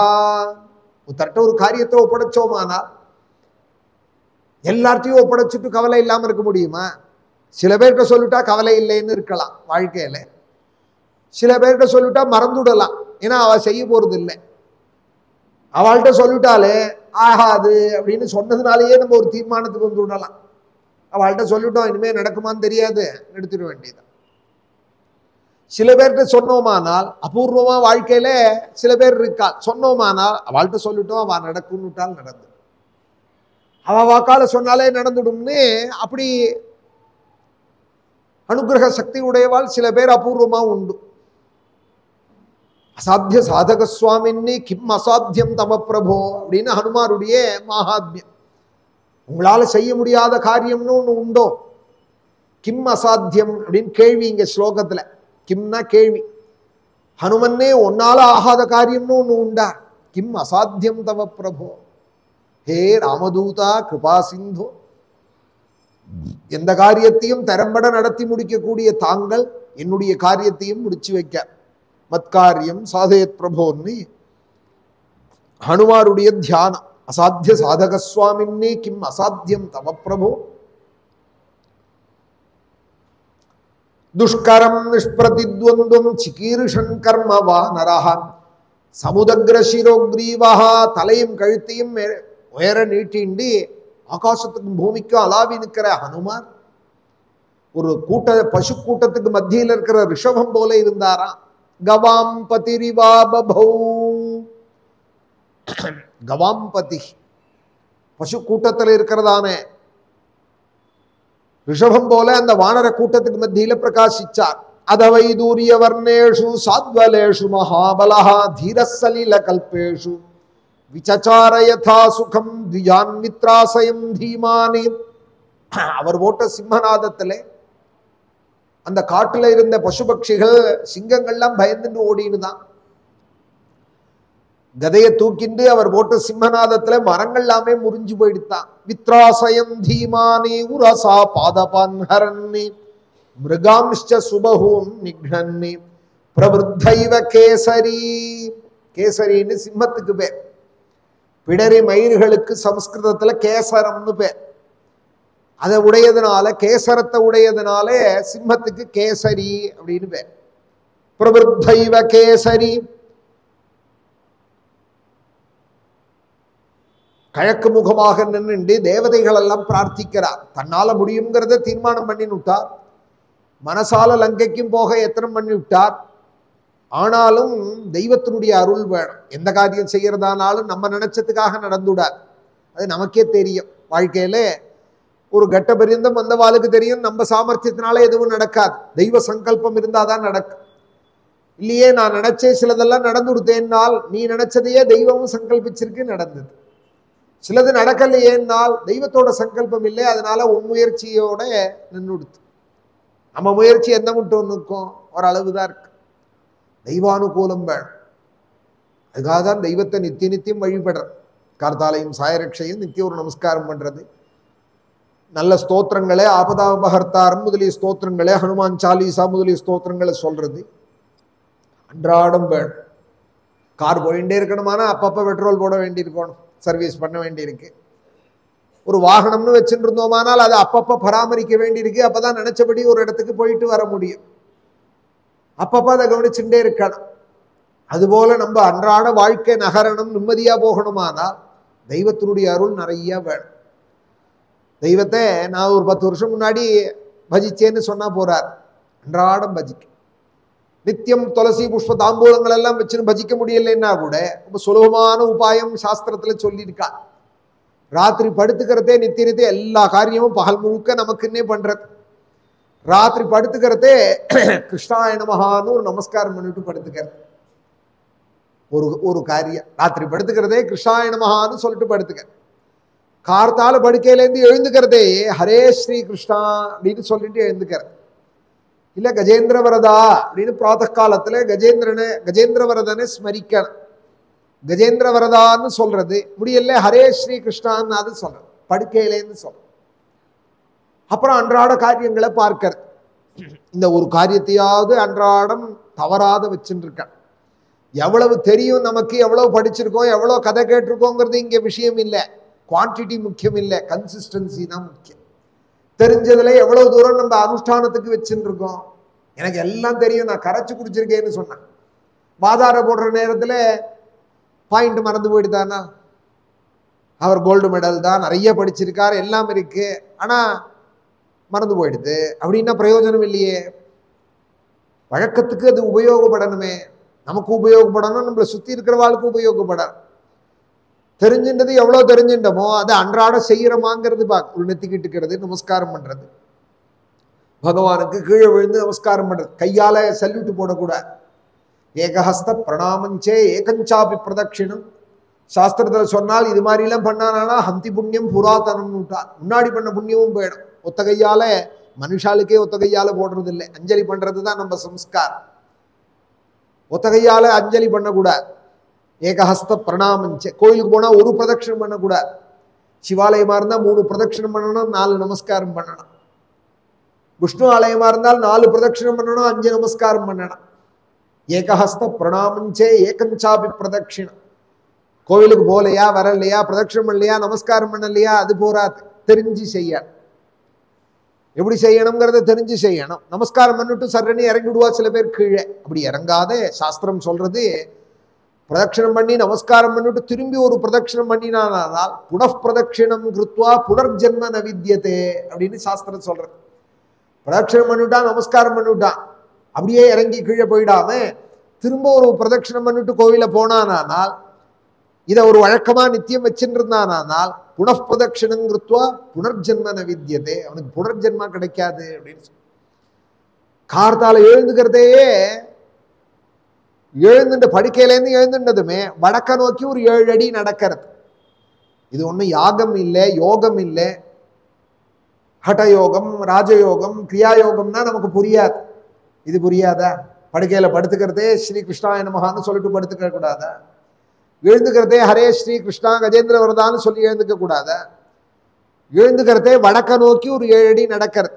கங்கே கங்கேன்னு சொல்லிட்டு நடக்கிறது. ஒரு காலம் வடக்க நடக்கிறையோ இல்லையோ தெக்க நடக்காதேன்னு சாஸ்திரம் சொல்றது. படுக்கையிலேருந்து எழுந்துட்டோமானால் தெக்க உடனே காலை வச்சு நடக்கக்கூடாது. ஏன்னா தெக்க தான் யமபட்டினம் இருக்கு. எழுந்துட்டதுமே யமபட்டினத்தை நோக்கி சஞ்சாரம் பண்ணக்கூடாது. வடக்க தான் ஹிமாச்சலம் இருக்கு, பத்ரிகாசிரமம் இருக்கு, கங்கை முதலிய நதிகள் இருக்கு. கங்கே கங்கே கங்கேன்னு இங்கேருந்து மகா கும்புக்கு போறது அப்புறம் இருக்கட்டும். படுக்கையிலேருந்து எழுந்துட்டா ஒரு 7 அடி வடக்க பார்க்க நடக்கணுங்கிற பழக்கம். அதுக்குதான் கன்சிஸ்டன்சிங்கிறேன். இப்போ குவான்டிட்டி எல்லாருக்கும் ஒரு வேகம் இருக்கு. அதை பண்ணிட்டேன் இதை பண்ணிட்டேன்னு உடனே ஒரு செல்ஃபி போடுறது, ஸ்டேட்டஸ் வைக்கிறது, ரீல்ஸ் போடுறது, அதுல எல்லாருக்கும் வேகம் இருக்கு. தொடர்ந்து யார் செய்யறா? தொடர்ந்து செய்யறதுங்கிறதுல ஒரு விஷயத்தை தொடர்ந்து செய்யறதுங்கிறது தான் நம்ம சனாதன தர்மத்துல முக்கியமான கோட்பாடு. இப்ப பழக்கமோ எப்படி இருக்குன்னா, தொடர்ந்து ஒரு காரியத்தை செய்யாதே, அது பழக்கம் வேண்டாம் அப்படிங்கிறா. அது போருங்கிறா. தொடர்ந்து ஒரு காரியத்தை செய்யறது போரா. எங்க அப்பா சொல்லுவார், தொன்று தொட்டு தலைமுறை தலைமுறையா வாயில தான் சாதம் போட்டு இருந்தோம், சில பழக்கங்களை மாற்ற முடியாது. எங்க அப்பா தாத்தாலாம் வாயில போட்டு இருந்தாருன்னு நான் மாத்திக்கிறேன்னு காதுல போட்டுக்க முடியுமா? மூக்கால சாப்பிட முடியுமா? சில காரியங்களை மாத்தாம தானே பண்ணிட்டு இருக்கோம். சில காரியங்கள் என்னைக்கு இருந்தாலும் அது மாறாம தானே இருக்கு. அதுபோல நல்ல காரியங்கள் தொடர்ந்து நல்ல காரியத்தை ஒரு நாளும் விடக்கூடாது. சூரியன் உதயமானா உதயத்தை பார்க்குறமோ இல்லையோ, 8 மணிக்கு தான் நமக்கு 9 மணிக்கு தான் உதயம்னா கூட ஜன்னலால ஒரு தடவை சூரியனை பார்த்து மித்ராய நமகா ரவையே நமகான்னு ஒரு 16 நாமா இருக்கு. ஆரோக்கியம் பாஸ்கராதிச்சேதுன்னு சூரியனை பார்த்து ஒரு 16 கும்பிடும். பழைய காலங்களில் கிராமங்கள்ல எல்லாம் கூட வேலை செய்யக்கூடியவர்கள் இருப்பாலே, குளத்துல ஸ்நானம் பண்ணிவிட்டு நெத்திக்கிட்டுப்பா சூரிய நாராயணா அப்படின்பா. ஒரு மருந்து மாத்திரை கிடையாது, ஒரு வைத்தியம் கிடையாது. 90 வயசு 100 வயசு உழுதுன்னு இருப்பால், விவசாயங்கள் பண்ணிட்டு இருப்பாள். சூரியநாராயணனை மறந்தே போயிடுத்து. நம்ம அண்ணாந்தி யார் பார்க்கறா? இப்போ குனிஞ்சுதான் பார்க்கறா. இப்போது குனிஞ்சே செல்ல பார்த்துட்டே இருக்கா. பழைய காலத்துல தலையை குனிஞ்சுக்கோன்னு சொல்லணும், இப்ப சொல்ல வேண்டாம், கொஞ்சம் நிமிருன்னு சொல்லணும். இப்ப நான் குனிஞ்சதால நிமிராம இருக்கா, எல்லாரும் வினயமா இருக்கா. பான்கடைக்காரனுக்கு கூட செத்த ஓய்வு உண்டு, கையால வெத்தலையில தடவுறதில்ல. நமக்கு ஓய்வே கிடையாது, ஓச்ச ஓய்வே கிடையாது. பான் மசாலா போடுறானே அவன் கூட செத்த நாய் கையை வச்சுட்டு உட்காந்துட்டு இருப்பான். யாரா வந்து கேட்டாதான் போடுவான் பீடா பான் கடைக்கார். நமக்கு எப்போ பார்த்தாலும் தேய்ச்சுட்டே இருக்கும். சில நல்ல காரியங்கள், படுக்கையில படுத்துக்கிறதையும் எழுந்துக்கிறதையும் ஒரு 7 அடி நடக்கிறது, கால வேளையில கஜேந்திர ஸ்துதியே முடிஞ்சா சொல்றது, ஒரு ஹனுமான் சாலிசா சொல்றது, இல்லை கிழமைக்கு ஒரு ஸ்தோத்திரம்னா அது ஞாயிற்றுக்கிழமையானா ஒரு சூரிய ஸ்தோத்திரம், திங்கக்கிழமையானா ஒரு மீனாட்சி பஞ்சரத்தனம், செவ்வாய்க்கிழமையானா ஒரு வைத்தியநாதாஷ்டகம், புதன்கிழமையானா ஒரு வெங்கடேச கராவலம்ப ஸ்தோத்திரம், கோவிந்தாஷ்டகம், கிருஷ்ணாஷ்டகம், வியாழக்கிழமையானா ஒரு தட்சிணாமூர்த்தி ஸ்தோத்திரம், வெள்ளிக்கிழமையானா ஒரு கனகதாரா ஸ்தோத்திரம். ஏதோ ஒரு ஸ்தோத்திரத்தை நித்தியம் சொல்றோம். யூடியூப்ல போட்டா கூட புஸ்தகம் வச்சுன்னு வந்தா 4 நாள்ல பழக்கி போயிடும். பழக்கமாகாதது தான் இப்போ குறையே தவிர தெரியாதுன்னு சொல்லவே கூடாது. அப்பா தாத்தா காலத்துல இருந்ததா இன்டர்நெட்டு, அப்பா காலத்துல இருந்ததா ட்விட்டரும் இன்ஸ்டாகிராமும், இப்ப பழக்கிக்கலையா? நம்ம பழக்கமாகாததெல்லாம் இப்ப பழக்கிக்கலையா? தாத்தாக்கு தெரியாததெல்லாம் இப்ப பேரன் பழக்கிக்கலையா? தாத்தாக்கு தெரிஞ்சது மாத்திரம் ஏன் பழகிக்காத போயிட்டோம்? பழக்கம் ஆகல, அபியாசம் ஆகல, சொல்லித்தரத்துக்கு யாரும் இல்லை, சொல்ற இடத்துக்கும் வரதில்லை கேட்கறதுக்கு. சொல்றதுக்கு கேட்டாலாவது கேட்டு கேட்டு காதுல விழுந்தா ஒரு பழக்கத்துக்கு வரும். அது காதுல விழாத தூரத்துல இருக்கு ஒரு சமூகம். நல்ல விஷயங்கள் அப்படியே நித்தியம் இருக்கான். சூரியனை நமஸ்கரிக்கான். இங்க ஆஞ்சநேயர் லங்கைக்கு கிளம்பலாம்னு முடிவு பண்ணதுமே தெய்வங்கள் எல்லாம் பிரார்த்திக்கிறார். அதுல முதல்ல சூரியனுக்கு நமஸ்காரம் பண்றார். சூர்யாய மகேந்திராய பவனாய ஸ்வயம்புவே பூதேபியஷ்டாஞ்சலிம் கிருத்வா சகாரகமனே மதிம். ஆதித்ய ஹிருதயம் எல்லாரும் சொல்லலாம். சர்வமங்கள மாங்கல்யம் சர்வபாப பிரணாசம் சிந்தா சோக பிரசவனம் ஆயுர்வர்தனம் உத்தமம்னு மனசுல கவலையே இருக்கார். சோகம்ங்கிறது 10 பேருக்கு நமக்கு தெரிஞ்ச கஷ்டத்துக்கு சோகம்னு பேர். யாருக்கும் தெரியாத மனசுக்குள்ளேயே வச்சுட்டு இருக்கிறதுக்கு சிந்தேன்னு பேர். அது மனைவி கணவன்கிட்ட சொல்ல முடியாது, கணவன் மனைவிட்ட சொல்ல முடியாது, யாரும் யார்ட்டையும் சொல்ல முடியாது. அவளுக்கு ஒண்டிதான் அந்த குறை இருக்கும், மனசுக்குள்ளேயே வச்சு மறுக்கின்னு இருப்பாள். அந்த சிந்தையெல்லாம் போய்விடுமா ஆதித்ய ஹிருதயம். சிந்தா சோக பிரசமனம் ஆயுஷ வளர்க்கும் ஆயுர்வர்தனம் உத்தமம். ஒரு 31 ஸ்லோகங்கள் ஆதித்ய ஹிருதயம் அன்றாடம் அப்படி சொல்லணும். ஸ்ரீராமரே ஜபிச்சதான ஸ்தோத்திரம். சூர்யாய மகேந்திராய பவனாய ஸ்வயம்புவே. அடிக்கடி பண்டிகைகள்லாம் ஏற்பட்டது அதற்காக தான். திரும்பினா புள்ளையார் சதுர்த்தி வந்துருத்தேம்பா சில பேர். இப்பதான் போன மாதிரி இருந்தது, அதுக்குள்ள வந்துருத்தே அடுத்த புள்ளையார் சதுர்த்தி அப்படின்பா. கொழக்கட்டை கொடுத்தா வேண்டான்னு சொல்லுவியா? புள்ளையார் சதுர்த்தி இல்லைனாலும் கொழக்கட்டை கொடுத்தா பிடிச்சிருக்கேன், கொழக்கட்டை சாப்பிட பிடிச்சிருக்கேன். புள்ளையார் சதுர்த்தின்னா திரும்பி வந்துடுதே அப்படிங்கிற ஒரு பொண்ணு கேட்கறது மெட்ராஸில், என்னமாமா நம்ம பண்டிகைகள்லாம் முழுக்க எல்லாமே வேலை செய்கிற பண்டிகையாகவே இருக்கே அப்படிங்கிறது. புள்ளையார் சதுர்த்தின்னா கொழக்கட்டை பண்ணணும், வரலட்சுமின்னா கொழக்கட்டை பண்ணணும், நவராத்திரினா சுண்டல் பண்ணணும், தீபாவளின்னா எதாவது பண்ணணும், பொங்கல்னா பொங்கல் வைக்கணும், வேலை செய்கிற பண்டிகையாகவே இருக்கே அப்படிங்கிறது. நமக்காக பண்ணிக்க இல்லையா? ராத்திரி 12 மணிக்கு கூட வேணும்னா நமக்காக தோசை வாத்துக்கு இல்லையா? நமக்காக வேணுங்கிறத காஃபி போட்டு குடிக்க இல்லையா? சுவாமிக்குன்னு பண்றதை மாத்திரம் ஏன் மலைக்கிறது? கடையில வாங்கி வச்சுருவோமா? இப்ப கொழக்கட்டையெல்லாம் கூட விற்கிறாளாமே. சீட முறுக்கு தான் வித்துட்டு இருந்தால் இப்ப கொழக்கட்டையும் விற்கிறாளாமே. புள்ளையார் சதுர்த்திக்கு வாங்கி வச்சுடுவோமான்னு சுவாமிக்குன்னு வரதே இவ்வளவு ஸ்ரத்த காமிச்சோமானால் நம்ம வாழ்க்கையில எவ்வளவு தூரம் இருக்கும் பாருங்க நல்லதெல்லாம். பகவானுக்குன்னு வரதே இவ்வளவு சோம்பலா இருந்தோமானால் நம்மளை நன்னா வைக்கிறதுக்காக தானே வந்திருக்கு பண்டிகைகள்லாம். ஸ்கந்த சஷ்டியோ, பிள்ளையார் சதுர்த்தியோ, நவராத்திரியோ, சங்கராந்தியோ, ஸ்ரீராமநவமியோ, கோகுலாஷ்டமியோ, சிவராத்திரியோ எல்லாம் பகவானை மறக்காதேன்னு நம்மளை ஞாபகப்படுத்துறதுக்காக வந்திருக்கு. 15 நாவட்ட வர ஏகாதசியோ,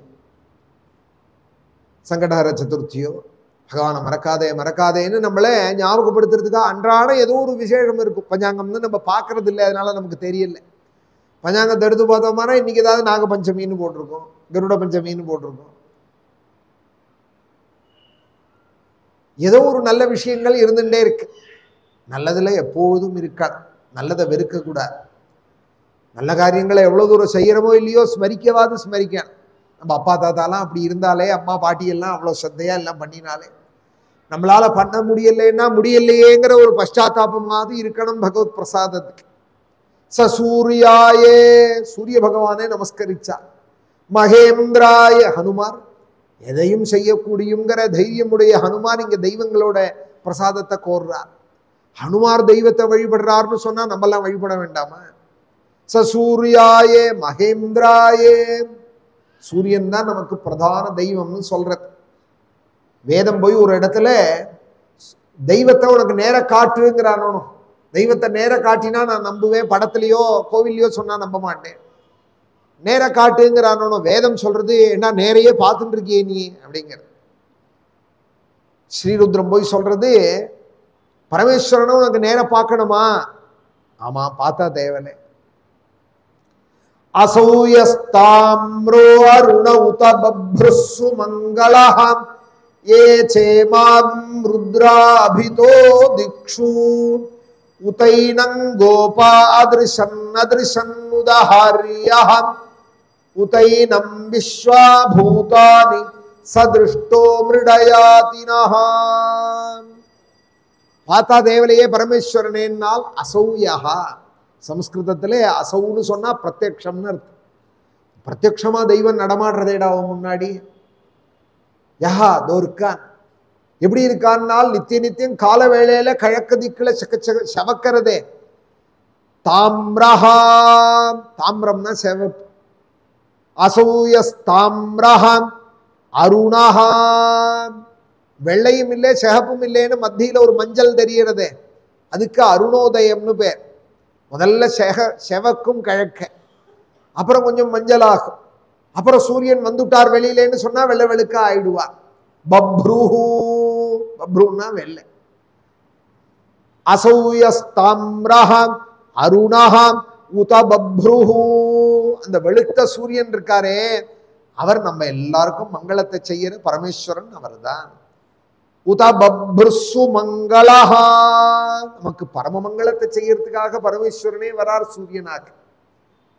ஏ சேமாகும் ருத்ரா அபிதோ திக்ஷு, அதனாலதான் பஞ்சாட்சரம் ஜபிக்கிறவாள்லாம் அந்த காலத்துல சௌரமண்டல மத்தியஸ்தம் சாம்பம் சம்சார பேஷஜம் நீலகிரீவம் விரூபாட்சம் நமாமி சிவம் அவ்யயம்னு சூரிய மண்டலத்துக்கு மத்தியிலே பார்வதி பரமேஸ்வரனாய் பிரகாசிக்கிறாள் அப்படின்னு ஒரு தியானம்.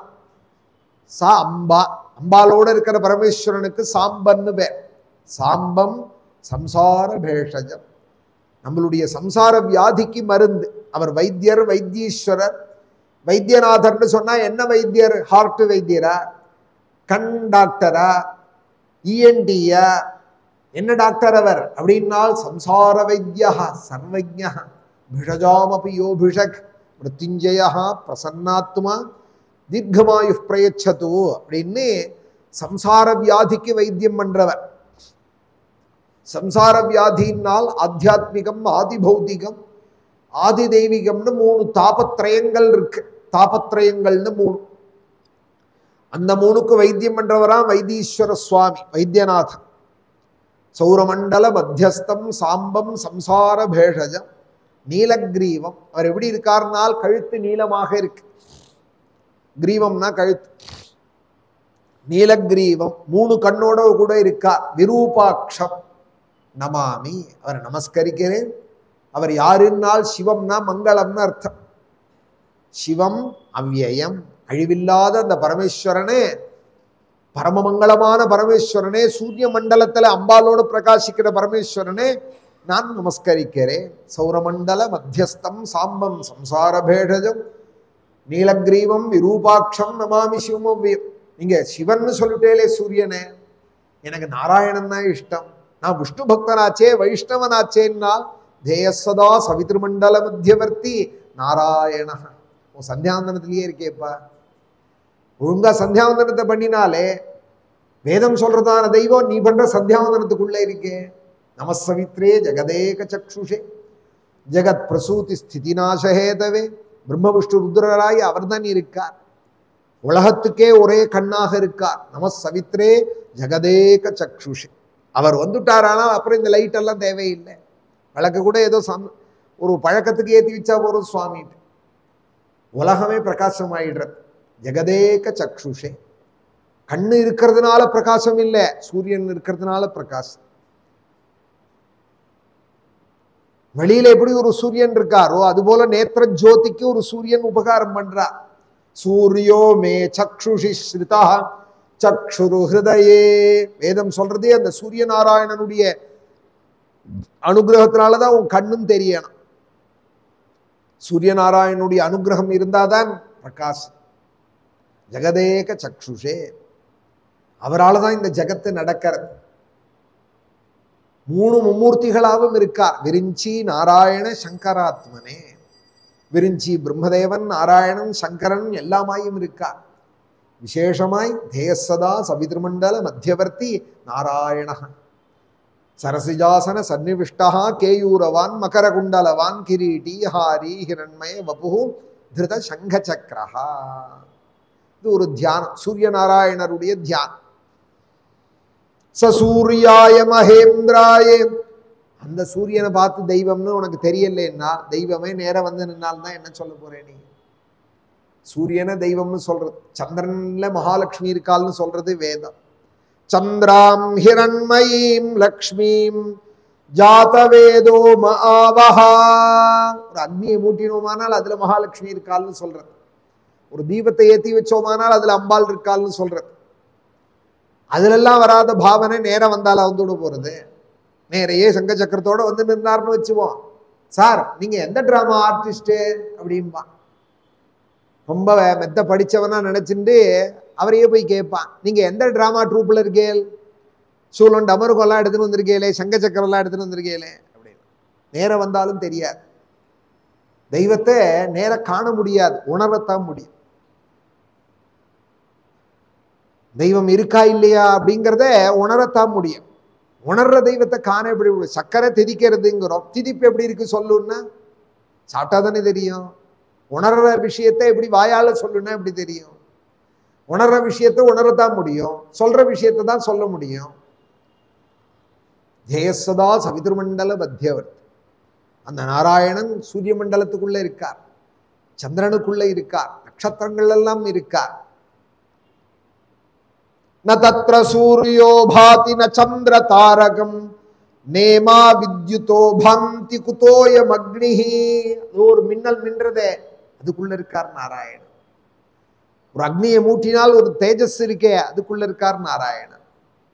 நட்சத்திர மண்டலங்கள் எல்லாம் இருக்கார், சந்திரன்ல இருக்கார், சூரியன்ல இருக்கார். ஆனால் அந்த தேஜஸ் நாராயணனால் அது மாதிரி கோடி மடங்கு தேஜஸுடைய நாராயணன் தேர்ந்து விழுந்த ஒரு திவில தான் சூரியன். அந்த கோடி மடங்கு தேஜஸ்லேருந்து விழுந்த ஒரு திவில தான், ஒரு பிந்து தான் சந்திரன். ந தத்ர சூரியோ பாதி ந சந்திர தாரகம் நேமா வித்யுதோ பந்தி குதோயம் அக்னிஹி தமேவ பந்தமனுபாசி சர்வம் தஸ்ய பாசா சர்வமிதம் விபாதி. அவருடைய தேஜஸ் தான் சூரியன்ட்ட வெளிப்படுறது, அவருடைய தேஜஸ் தான் அக்னியில வெளிப்படுறது, அவருடைய தேஜஸ் தான் எல்லாத்துலயும் இருக்கு. சூர்யாய மகேந்திராயே பவனாய ஸ்வயம்புவே. மகேந்திரனுக்கு நமஸ்கரிக்கிறேன், பவனாயே வாயு பகவானுக்கு நமஸ்கரிக்கிறேன். அவ அப்பா ஹனுமாருடையவே அப்பா. சூரியனுக்கு நமஸ்காரம், இந்திரனுக்கு நமஸ்காரம், வாயுக்கு நமஸ்காரம். ஸ்வயம்புவே எல்லாரையும் படைச்ச பிரம்மதேவனை நமஸ்கரிக்கிறேன். இன்னும் பூதங்கள் பூத சராச்சரங்கள் என்னென்ன இருக்கோ எல்லாருக்கும் நமஸ்கரிக்கிறேன். பூதேபியஷ்டாஞ்சலிம் கிருத்வா சகாரகமணே மதிம் அஞ்சலிம் பிராமுக குர்வன்னே பவனாயாத்மயோனயே ததோஹி வவ்ருதே கந்தும் தக்ஷிணோ தக்ஷிணாம் திசம். கிழக்க பார்க்க நின்றுண்டு இப்படி தேவதைகள் எல்லாம் ஸ்தோத்திரம் பண்ண ஹனுமான் தேவதா பிரார்த்தனை எல்லாம் முடிஞ்சதுக்கு அப்புறமே தெக்க பக்கம் திரும்பினாரா. ஏன்னா இவர் போக வேண்டிய தூரம் தெக்க, போக வேண்டிய பாகம் தெக்க. தெக்க பார்க்க நின்றுண்டு பகவானை வழிபடக்கூடாது. அதனால கிழக்க பார்க்க நின்றுண்டு தெய்வங்கள் எல்லாம் ஆராதிச்சுட்டு ஆராதனை முடிஞ்சதுமே தெக்க பக்கம் திரும்பினார். தக்ஷிணோ தக்ஷிணாம் திசம். ஆகாசத்துக்கும் பூமிக்கு அலாவி இருக்கிற அந்த ஹனுமார் தன் வாளை எடுத்து ஒரு சொடுக்கு சொடுக்கினாராம். குரங்குகளுக்கு வால்ல ரொம்ப பிரியம் அதிகம். சதைக்கு ஒருக்க வால் எடுத்து மடியில் வச்சுன்னு இப்படி தடவி கொடுக்கும். பூனைக்குட்டியை தடவரா போல தன் வாழையே தடவும். அது வால் இருக்கிற ஜீவராசிகளுக்கே வால்ல ரொம்ப பாசம் அதிகம். வால் இருக்கிற ஜீவராசிக்கு வால்ல ரொம்ப பிரேம அதிகம். அதுல குரங்கு ரொம்ப அதிகம். வால்ல காயம்பட்டா அது தாங்கவே தாங்காது. அந்த வால் எடுத்து அப்படி ஒரு சொடுக்கு சொடுக்கினாராம். அது எப்படி இருந்ததுன்னார் வால்மீகி. ததிருஷே கருடேனேவே ஹ்ரியமானோ மஹோரகா. 5 அடி 10 அடி நீளமுடையதான ஒரு பெரிய நாகப்பாம்பு விளையாட்டா தன் கையால பிடிச்சுவிடும் கருட. பிடிச்சு நேரா ஆகாசத்துக்கு தூக்கின்னு போகும். அது ஒரு விளையாட்டு கருடனுக்கு. சர்ப்பத்தை கண்டா விடாது. தூக்கின்னு போய் மரக்கலையில உட்காந்துட்டு அந்த பாம்போட கீழ் மோவாக்கட்டைய காலால அம்மிண்டு மேல் மோவாக்கட்டைய கிழிக்கும். அதுபோல காலில் பிடிச்சின்ற சர்ப்பத்தை அப்படி சொடுக்கும். கிரியமானோ மகோரகா. உரகஹான்னா பாம்பு. ததிருஷே கருடேனேவே ஹ்ரியமானோ மகூரகா. பாம்பு எப்படி இந்த சர்ப்பத்தை சொடுக்கிறதும் வாயால் எப்படி அதை சொடுக்கிறதோ அதுபோல வாழை சொடுக்கினார் ஹனுமார். இங்கே ஹனுமார் வாழை சொடுக்கினார்னு சொன்னா போறல்ல, வால்மீகிக்கு கருடன் போலேன்னா. ஏன்னால் சகுனத்துல உயர்ந்தது கருடன். கருடனை கண்டுட்டால் உயர்ந்த சகுனமாக சொல்லப்படுறது. இப்ப ஹனுமார் லங்கைக்கு கிளம்புறார், நாமகாரியார்த்தமா கிளம்புறார். இந்த சமயத்துல சகுனத்துக்கு சொல்லணும் வால்மீகிக்கு ஏதாவது, யாருமே இல்லை இங்கே சொல்றதுக்கு சகுனம். அதனால கருடனை ஸ்மரிச்சார். வேதத்திலேயே சொல்லப்படுற தெய்வம் கருடன், புராணத்துல கொண்டாடப்படுற தெய்வம் ஹனுமார். ரெண்டுத்துக்கு வித்தியாசம் தெரியல. வேதத்திலேயே உள்ளதான வேதம் கொண்டாடுற தெய்வம் கருடன். தத் புருஷாய வித்மஹே சுவர்ண பக்ஷாய தீமஹி தன்னோ கருட பிரச்சோதயாத். வேதம் காயத்ரி, தேவதைகளுடைய காயத்ரி ஆரம்பிக்கிறதையே முதல்ல கருடனோட காயத்ரியிலேருந்து தான் தொடங்கிறது. ஸ்வஸ்தி நஸ்தார்க்ஷ்யோ அரிஷ்டநேமிஹி ஸ்வஸ்தி நோ ப்ருஹஸ்பதிர் ததாது ஸ்வஸ்தி ந இந்திரோ விருத்தஸ்ரவாஹ ஸ்வஸ்தி நः பூஷா விஸ்வவேதாஹ ஸ்வஸ்தி நஸ்தார்க்ஷ்யः. தார்க்ஷ்யன்னு கருடனுக்கு பேர். கருடன் நமக்கு மங்களத்தை செய்யட்டும் அப்படின்னு தான் வேதம் தொடங்கர்.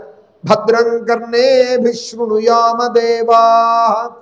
எனக்கு மங்களம் ஏற்படணும்னு சொல்ற அந்த அனுவாகம் வேதம் ஆரம்பிக்கிறதே கருடன் எனக்கு மங்களத்தை செய்யட்டும், இந்திரன் எனக்கு மங்களத்தை செய்யட்டும். பாக்கி தெய்வங்கள் எல்லாம் சொல்லிண்டே வந்து கருடனை தெய்வமாக கொண்டாடுறது. சுபர்ணோசி கருத்மான் திருவர்த்தே சிரோகாயத்ரஞ்சக்ஷு. ஒரு அணுவாகம் முழுக்க கருடனோட பெருமையே வேதம் சொல்றது. அந்த கருடாகிருதியாய் ஒரு 50-60 லட்சம் ரூபாயில செய்யக்கூடிய யாகத்துக்கு தான் கருட சயனம்னு பேர். ஆரம்பிக்கிறதே அவர் சொன்னாரே, உலகத்துல அந்த யாகம் பண்ணவால் 6 பேர் தான் இருக்கா. கதை சொல்ற என்னையும் சேர்த்து ஒரு 6 பேர் இருக்கா. வாஜபேயம் பண்ணவால் ஒரு 8-9 பேர் இருக்கா. கருட சயனமும் வாஜபேயமும் பண்ணவால் ஹோல் யூனிவர்ஸ்ல 3 பேர் தான் இருக்காள் என்ன சேர்த்து. அதுல என்னை விட எல்லாரும் வயசானவாளா இருக்கா, 70 வயசு 80 வயசு உடையவாளா இருக்கா. யஜ்ஞம் மாத்திரம் பண்ணிட்டு இருக்கிறவாள். ஆனா யஜ்ஞமும் பண்ணிட்டு தர்மத்தை செய்யணும், செஞ்சுட்டு லோகத்துக்கு சொல்லணும் அப்படிங்கிறதுக்காக இதிகாச புராணங்களை சொல்ல வந்திருக்கும்.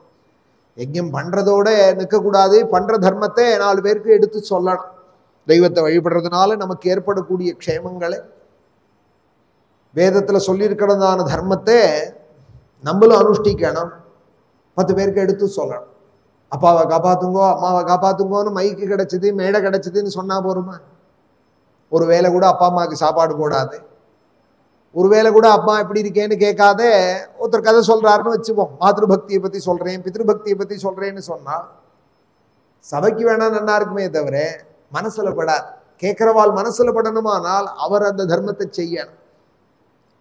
சொல்லுதல் யாருக்கும் எளிய அறியவாம் சொல்லிய வண்ணம் செயல் அப்படின்னார் திருவள்ளுவர். சொல்றது ரொம்ப சுலபம், செய்யறது கஷ்டம். தர்மத்தை செய்யணும், அப்புறம் தான் சொல்லணும். எல்லாரும் பிரவச்சனம் பண்றதுங்கிறது இப்ப விளையாட்டா போயிடுது. நல்ல விஷயம்தான், நல்லதை தான் சொல்றாள், எல்லாரும் சொல்லட்டும், எல்லாரும் கேட்கட்டும், அதை பத்தி விஷயம் இல்லை. சொல்றவாள்ல எத்தனை பேர் தானும் அனுஷ்டானம் பண்றாள்னு பழைய காலங்கள்ல பார்த்து தான் அவள்கிட்ட தான் போய் பகவத்குண சிரவணம் பண்ணுவாள். சொல்றவாள் எப்படி இருக்காள்ங்கிறது ரொம்ப முக்கியம். சொல்றது 2 மணி நேரம்னால் அவ வாழ்ந்து காட்டுறது 22 மணி நேரம். 22 மணி நேரம் அவ தர்மத்துல இருந்துட்டு ஒரு அரை மணி 1 மணி சொன்னாதான் கேட்பா பழைய காலங்கள்ல. இப்ப நன்னா சொல்றாள் ஜனரஞ்சகமானாலே அப்புறம் ஒருத்தர் போய் ஒருத்தர் கேட்டார், ரொம்ப நன்னா சொல்றீங்களே ஆனா மேடையிலேருந்து இறங்கினா வேற மாதிரி இருக்கேலேன்னா அது மேடைக்காக அப்படின்ட்டாரு. மேடையில் அப்படிதான் சொல்லுவோம் நாங்க அப்படிங்கிறார் ஒருத்தர். அப்படி சொல்லலாமா? மேடையில குறைவா இருக்கணும், கீழே இறங்கினா அதிகமா இருக்கணும். தர்மத்துல சொல்றது எப்போதும் இப்ப சொல்றது அதிகமாயிடுது, செயல் குறைஞ்சு போயிடுது. அது ரொம்ப ஒரு பலகீனமான ஒரு பிரச்சாரமா ஆயிடும். அது கொஞ்ச காலங்கள்ல அப்புறம் இது ஓஞ்சே போயிடும்.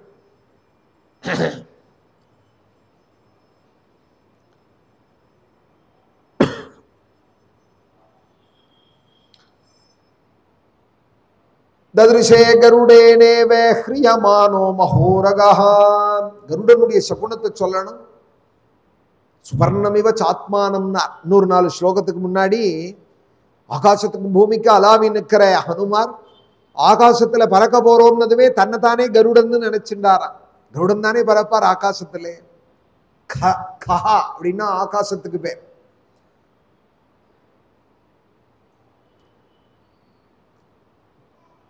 கஹா அப்படின்னு சொன்னா ஜலத்துக்கு பேர். அதையே அழுத்தி சொன்னோமானால் ககஹா, கஹா அப்படின்னா ஆகாசத்துக்கு பேர். ககாதிபஹா அப்படின்னு கருடனுக்கு பேர். ஆகாசத்துக்கு தலைவன் யாருன்னால் கருடனா. எத்தனை பட்சிகள் சிட்டுக்குருவியிலேருந்து தத்துக்கிளியிலேருந்து ஆகாசத்துல பறந்தாலும் கருடன் பறக்கிற உச்சத்தை யாரும் தொட முடியாதான். கருடன் பறக்கிறாரே உச்சத்துல, பாகவதம் போய் ஒரு அத்தியாயத்துல சொல்றது, அவர் எவ்வளவு எல்லாம் தொடுறாரோ அவ்வளவு தூரம் பூப்பிரதேசம்.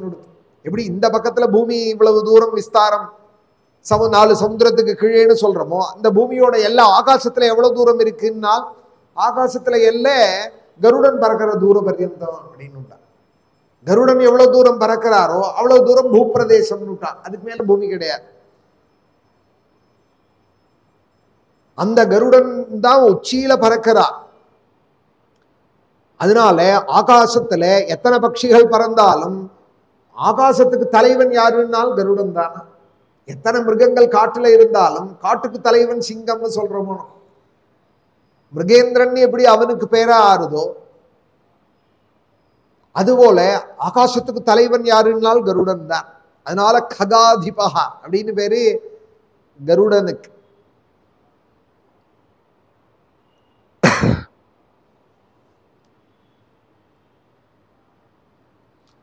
தன்னையே கருடன்னு நினைச்சுட்டாரா ஹனுமார். ஆனால் விஷ்ணு பார்ஷதால்ல பெரிய திருவடின்னு சொல்லுவாள் கருடனை, சின்ன திருவடியும்பால் ஹனுமார. விஷ்ணு பார்ஷதால்ல முக்கிய திருவடி யாரு விஷ்ணுவுக்குன்னால் கருடன் தான்.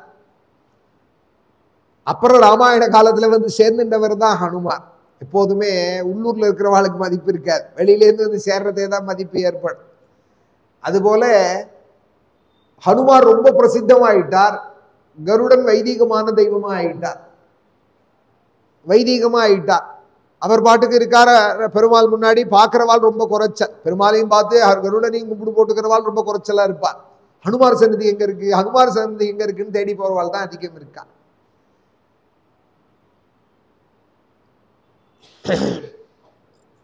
திருவனந்தபுரம் போனோமானால் அனந்த பத்மநாப சுவாமி சாந்தாகாரம் புஜகசயனம் பத்மநாபம்னு உலகம் முழுக்க சாஸ்திரநாமம் சொல்றவா எல்லாரும் தியானம் பண்ணுறது அந்த பெருமாளை தான். அனந்த பத்மநாப சுவாமி கோவில்ல இருக்கிற பெருமாளை தான் தியானம் பண்ணிட்டு சொல்லணும். பத்மநாபம் சுரேஷம்னு அந்த பெருமாளுடைய கொடிமரத்துக்கிட்ட வந்தோமானால் 2 தூண் இருக்கு. ஒரு தூண்ல கருடன் இருக்கார், ஒரு தூண்ல ஹனுமார் இருக்கார். கருடன் சாதாரணமா இருக்கார். ஹனுமார் இருக்கிற தூண்ல இரும்பு கம்பி போட்டு கண்ணாடி கதவு போட்டு பூட்டி வச்சிருக்கார். இன்னைக்கும் திருவனந்தபுரம் போனேலானா பார்க்கலாம். ஏன்னால் கதவை திறந்தா ஒரு கூட்டம் ரெடியா இருக்கு, வெண்ணையை வச்சுன்னு அவர் மேல அடிக்கிறதுக்கு. கதவை திறந்தாரானால் அர்ச்சகர் ஒரு கூட்டம் பின்னாடி வெத்தலை மாலையும் ஸ்ரீராமஜெயம் பேப்பர்ல எழுதின மாலையையும் வெண்ணையும் உருட்டி வச்சுட்டு ஹனுமார் மேல அடிக்க ரெடியா இருக்கா. அவர் சொல்றார், கம்பி போட்டு ஜன்னல் போட்டு என்னால வழிச்சு மாலல வெண்ணையே, நானே எப்பயாவது தான் திறக்கிறேன். தூண்ல இருக்கிற ஹனுமாருக்கு. குருவாயூர் எவ்வளவு பிரசித்தமான க்ஷேத்திரம், மகாக்ஷேத்திரம். குருவாயூரப்பனுக்கு எவ்வளவு பிராதானியம் அந்த க்ஷேத்திரத்துல. அந்த குருவாயூர் பிராகாரத்துல கர்ப்ப கிரகத்தை சுத்தி வந்தோமானா அங்க ஒரு தூண்ல ஹனுமார் இருக்கார். அதை சுத்தத்துக்கு ஒரு கூட்டம் இருக்கு. குருவாயூர் கோவில்லையும் ஹனுமார் எங்க இருக்காருன்னு தேடி அந்த தூண்ல சுத்துறதுக்கு அங்க ஒரு குங்குமத்தை தடவி அந்த ஹனுமார் மேல செந்தூரத்தை தடவி அந்த தூணை மாத்திரம் சுத்தி சுத்தி வர்றதுக்கு ஒரு கூட்டம் இருக்கு. பல ராமர் கோவில்ல ராமருக்கு நைவேத்தியமே ஹனுமாரை பிரதிஷ்டை பண்ணதுக்கு அப்புறம் தான் நடக்கிறது. கூட்டம் வருது, 10 ஜனங்கள் வரா, வடமாலை சாத்துறா, ஹனுமாரும் அப்படியே நைவேத்தியத்தை ராமர் பக்கம் அப்படி பாஸ் பண்றா. ராமரை மாத்திரம் பிரதிஷ்டை பண்ணா பல கோவில்ல நைவேத்தியம் சிரமமா இருக்கு. ஒரு ஹனுமாரை பிரதிஷ்டை பண்ணிட்டோமானால் உடனே சனிக்கிழமை ஒரு கூட்டம் வர ஆரம்பிக்கிறது. அப்புறம் ராமரையும் ஒரு 8 பார்த்துட்டு போவோம். ராமருக்கும் தீபம் இருக்கா கேட்போம்னு மொள்ள அப்புறம் ராமர் சன்னதிக்கு வரா. இப்ப அவ்வளவு பிரசித்தி ஆயிட்டார் ஹனுமான். நியாயமாய் பெரிய திருவடிங்கிறது கருடன் தான். பெரிய கருடன் பார்க்கணுமானால் எங்க ஸ்ரீரங்கம் வந்தவாளுக்கு தெரியும். உட்காந்துட்ட கோலத்திலேயே மண்டிட்டுண்ட கோலத்திலேயே நான் 30-40 அடி இருப்பார் உயரம் ஹனுமான் கருடன். பார்த்தோமானா குறைச்சலா 20-30 அடி இருப்பார் அந்த கருடன். மண்டிட்டுன்னு உட்கார்ந்து இருக்கிறத எழுந்து நின்னாரானா ஹனுமாருக்கு மேல போயிடுவார். 5-6 நாமக்கல் ஆஞ்சநேயருக்கு மேல உயரமா இருப்பார் அந்த கருடன். பெரிய கருடன் உலகத்துல பார்க்கணுமானால் ஸ்ரீரங்கத்துல பார்க்கலாம். பெரிய கோவில், பெரிய பெருமாள், பெரிய கருடன். ததிருஷே கருடேனேவ ஹ்ரியமானோ மகோரகா. அந்த கருடனா தன்னை நினைச்சுட்டாரா ஹனுமார். ஹனுமார் ஒருத்தரை தனக்கு ரோல் மாடலா நினைக்கணுமானால் அந்த கருடனோட பெருமை எத்தகையதா இருக்கணும். ஹனுமாரை சொல்றது இங்க ராமாயணம் சுந்தரகாண்டம் முதல் சர்க்கத்துல இப்படி ஆகாசத்துல கிளம்ப போறோம்னதுமே தன்னைத்தானே கருடன் நினைச்சுட்டார் ஹனுமார். அப்படி சுபர்ணமிவ சாத்மானம் மேனே சகபி குஞ்சரஹா. ஆகாசத்தை பார்த்தார், பூமியை பார்த்தார், சுத்தி நிக்கிறவாள் எல்லாம் பார்த்தார். எல்லாம் குறையோட இருக்கு, வருத்தத்தோடு இருக்கிறத பார்க்கிறாள். ஏன்னால் எல்லாம் ஹனுமார் பண்ணிவிட்டு என்னால போக முடியுமான்னு உட்கார்ந்து விட்டாரானா. இவர் கிளம்பினாதான் நமக்கு தைரியம் வரும். அவரோ கிழக்க போறார், மேற்க போறார், தெய்வங்கள் எல்லாம் அஞ்சலி பண்றார், வாழை சொடுக்கிறார், ஆகாசத்தை பார்க்கிறார், மூச்சை நன்னா உள்ள வாங்கிக்கிறார். ரோத ஹிருதயே பிராணானே ஆகாசம் அவலோகயன்னே. மூச்சை இழுத்து வாங்குறார், ஆகாசத்தை பார்க்க. எல்லாம் சரிதான், கிளம்ப மாட்டேங்கிறாரு. இன்னும் இவர் போவாரா, ராமகாரியம் பூர்த்தி ஆகுமா, சீதாலாபத்தோட வருவாரான்னு எல்லா வானரர்களும் கவலையோட இருக்கு.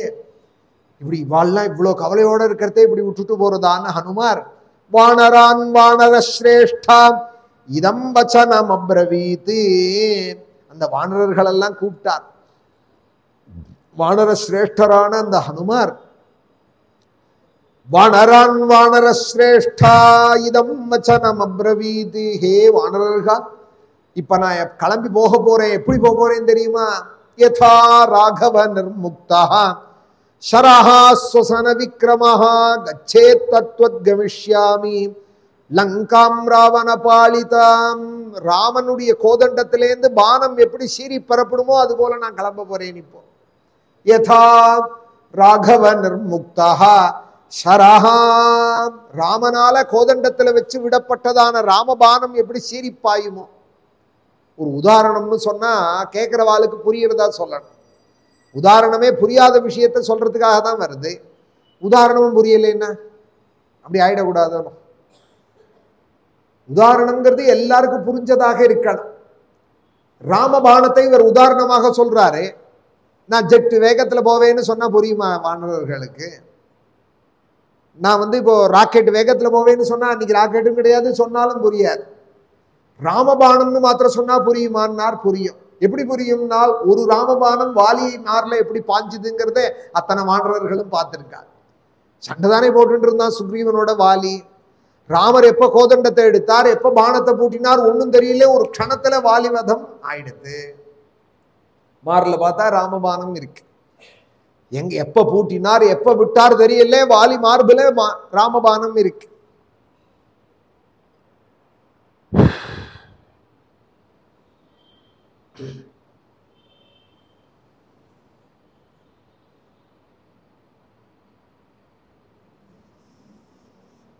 உம்மைசால் உலகுக்கெல்லாம் மூலமந்திரத்தை முற்றும் தம்மையே தமக்கு நல்கும் தனிப்பெரும் பதத்தைத்தானே அப்படின்னார் கம்பர். என்ன கண்டான் வாலி அந்த பானத்திலேனால்? ராமா என்ற 2 எழுத்தை கண்டான் அப்படின்னா. அவளுடைய பானத்துல அவ பேர் எழுதியிருப்பா. அர்ஜுனனுடைய பானம்னா பார்த்தேன்னு எழுதியிருக்குமா. அதுபோல ராம பானத்துல ராமான்னு எழுதியிருக்கு. வாலி பார்க்கறான், மாறல யாரோட பானம் பாஞ்சிருக்கு மாறலன்னு. உலகத்துக்கெல்லாம் 3 லோகத்துக்கும் எது மூல மந்திரமோ, பரமேஸ்வரன் உள்பட எந்த நாமத்தை ஜபிக்கிறாரோ ஈஸ்வர உவாச்சா ஸ்ரீராம ராம ராமே தீன்னு, அதோட கூட எந்த நாமத்தை ஜபிக்க ஜபிக்க அந்த தெய்வம் தன்னையே கொடுக்குமோ. தம்மையே தமக்கு நல்கும் தனிப்பெரும் பதத்தை தானே. எதாலையும் எந்த தெய்வத்தாலையும் கொடுக்க முடியாத பதத்தை எந்த நாமம் கொடுக்குமோ, தனிப்பெரும் பதத்தை எதை கொடுக்குமோ அந்த 2 எழுத்துடைய ராமநாமத்தை கண்டான் வாலி அப்படின்னு வாலிவத கட்டத்திலே கம்பர் சொல்றார். அந்த ராமபானம் எப்படி பாஞ்சுது வாலி மார்பலைங்கிறத இந்த வானரர்கள் கண்டிருக்கா. அதனால அவளுக்கு புரியுங்கிறதுக்காக இந்த உதாரணத்தை சொன்னார் அப்படின்னு ஒரு காரணம். இன்னொரு அர்த்தம் என்னன்னால், ராமபானம் தானே பரப்படுமோ? அம்பரா தூணி, ராமன் தோல்ல இருக்கிற அம்பரா தூணியில இருக்கிற அந்த பானம் ராமன் எடுத்து கோதண்டத்துல வச்சு விட்டாதான் எப்படி போகுமோ, அதுபோல நான் இப்ப லங்கைக்கு போறேன்னு நினைக்காதே, நான் ராமபானம் மாதிரி என்னை இயக்கிறது ஸ்ரீராமன். நானா ஏதோ இப்ப கிளம்பி போறேன், லங்கைக்கு போய் சீதாலாபத்தை கொண்டு வர போறேன்னு நினைக்காதே, ராமபானத்துக்கு எவ்வளவு சக்தியோ அவ்வளவுதான் எனக்கு. என்ன சக்தியினால் ராமன் எடுத்து விட்டாதான் அந்த பானம் போகும். அதுபோல நான் இப்ப செய்யறேனானால், ஒரு காரியத்தை, பெரிய காரியத்தை சாதிக்க போறேனானால், நான் சாதிக்கல, ராமன் என் பின்னாடி இருந்து என்னை இயக்கிறார். யதா ராகவ நிர்முக்தா சரஹாஸ்வசன விக்ரம, அந்த நினைப்பு எப்போதும் இருக்கணும். அது செய்யறதே இருக்கு பத்தேலா ஹனுமாருக்கு. செய்யாதவா 1000 பேச்சு பேசின்னு இருப்பா, செஞ்சு நடக்காத பொழுது நான் என்ன பண்ணி என்ன தெய்வம் தான் நினைக்கணும் அப்படின்னு சொல்லுவா. ஒரு காரிய சித்தியாரத்தை சொல்லணும், தெய்வம் நடத்துறது இதை நான் நடத்தலைன்னு சொல்ல. யதா ராகவ நிர்முக்தா சரஹாஸ்வசன விக்ரமஹ கச்சேத்தத்வத்கமிஷ்யாமி லங்காம் ராவண பாலிதம். ராமனுடைய கோதண்டத்திலேருந்து பானம் எப்படி சீறி பாயுமோ அது போல ராமன் கையில நான் பானம் போல ராமனுடைய சக்தியினால நான் போக போறேன். லங்கையில போய் சர்வ பிரயத்தனத்தினாலையும் தேடுவேன். அங்க ஒரு கால் சீதை இல்லைன்னா இல்லைங்கிற சப்தத்தோட நான் இங்க திரும்பி வரமாட்டேன். அனேனைவகி வேகேனே கமிஷ்யாமி சுராலயம், இங்கேருந்து நேர சொர்க்கம் போவேன், சொர்க்கத்திலையும் போய் தேடுவேன். அங்கேயும் சீதை கிடைக்கல, நான் திரும்பி லங்கைக்கே வருவேன். 10 தலை ராவணனே 20 கண்ணத்திலையும் பலார் பலார்னு அரைஞ்சு கேட்பேன். பத்வா ராட்சச ராஜானம் ஆனைஷ்யாமி ராவணம், தெரியாத அவன் முழிச்சானா என் வால்ல ராவணனோட சேர்த்து அந்த லங்கையும் கட்டி கொண்டு வந்து உங்க முன்னாடி போட்டுடுறேன். அந்த லங்கா நகரத்தையே உங்க முன்னாடி கட்டி போட்டுருவேன். ஆனைஷ்யாமி வாலங்காம் சமுத்பாட்டிய சராவணாம், அந்த ஊரையே வால்ல கட்டி கொண்டு வந்துருவேங்கிறாராம். கொண்டு வந்து உங்க முன்னாடி போடுவேன். சர்வதா கிருத காரியோகம் ஏஷ்யாமி சஹசீதயா, எப்படியும் ராமகாரியத்தோட சீதாலாபத்தோடு தான் திரும்பி வருவேன் நாராம். ஜெய் சீதாராம் நாராம். அந்த மகேந்திர மலையை காலால ஒரு உந்தினார், உதச்சார், ஆகாசத்துல பறக்கிறார். சுபர்ணமிவ சாத்மானம் மேனேச கபி குஞ்சரஹ பிரச்சன்னஸ்ச பிரகாசஸ்சே சந்திரமா இவ திருஷ்யதே. பௌர்ணமி சந்திரன் மேகங்களுக்குள்ள மறைஞ்சு மறைஞ்சு எப்படி வருவாரோ, 100 சந்திரோதயமானா போல இருக்கான் ஆகாசத்திலே. ஹனுமார் போறார், கீழேந்து அத்தனை வானவர்களும் ஆரவாரம் பண்றார். போற வழியில ஹிரண்யநாப மைனாகங்கிற மைனாக பர்வதத்திட்ட ஆசீர்வாதம் வாங்கின்றார். சுரசேங்கர நாகமாதாட்ட ஆசீர்வாதம் வாங்கின்றார். சாயாகிராகின்னு ஒரு ராட்சசியை வதம் பண்ணினார். அக்கறையில போய் சுவேல பர்வதத்துல குதிச்சுட்டார். கிளம்பினது மகேந்திர மலையிலே, குதிச்சது லங்கையிலே சுவேல மலையில. சுவேல பர்வதம்னு ஒரு பர்வதம். குதிக்கிறதே எப்படி குதிச்சார்னால் புனః பிரகிருதிமா பேதே வீத மோக இவாத்மவானே. கிளம்புறதே விஸ்வரூபியா கிளம்பினவர் போய் குதிக்கிறதே சின்ன ரூபமாயி கீழே இறங்கினாராம். ஏன்னால் பெரிய ரூபமாய் இறங்கினாரானா போஸ்டர் அடிக்காமலே ஊர் முழுக்க தெரிஞ்சு போயிடும் ஒருத்தர் வந்திருக்காரு இங்கேன்னு. காரிய சித்திக்கு இப்படி போறவன் அடம்பர படாடோபம் பண்ணிட்டு போலாமோ? ஒரு காரியத்தை நடத்துறவன் நடத்துற பரியந்தம் பொறுமையா தான் இருக்கான். அப்ப போய் அட்டகாசம் பண்ணிட்டு இருக்க கூடாது. முடிஞ்சதுக்கு அப்புறம் வேணா அதை கொண்டாடலாமே தவிர வினயத்தோட உள்ள போனாராம். ரொம்ப சுருக்கமா போனாராம். புனః பிரகிருதி மா பேதே, அடங்கினாராம். சுவேல பர்வதத்துல போய் இறங்குறதையே அடங்கி விட்டாராம். பிராகிருத ரூபத்துக்கு ஆயிட்டார். அது எப்படி இருந்ததுன்னார் வால்மீகி. தன்னை உணர்ந்த ஞானி எப்படி அடங்கி போயிடுவானோ அது போல அடங்கி போயிட்டார் அப்படின்னா. புனః பிரகிருதி மா பேதே வீத மோக இவ ஆத்மவானே. மோகங்கள்லாம் போன ஞானி, ராகாதிகள்லாம் போன ஞானி ஆத்மவான் எப்படி அடங்கி போயிடுவானோ, தனக்குள்ளேயே இருக்கு எல்லாம்னு தெரிஞ்சின்றவன் உலகத்திலேருந்து எப்படி விலகிடுவானோ அடங்கி போயிடுவானோ அது போல அடங்கினார்.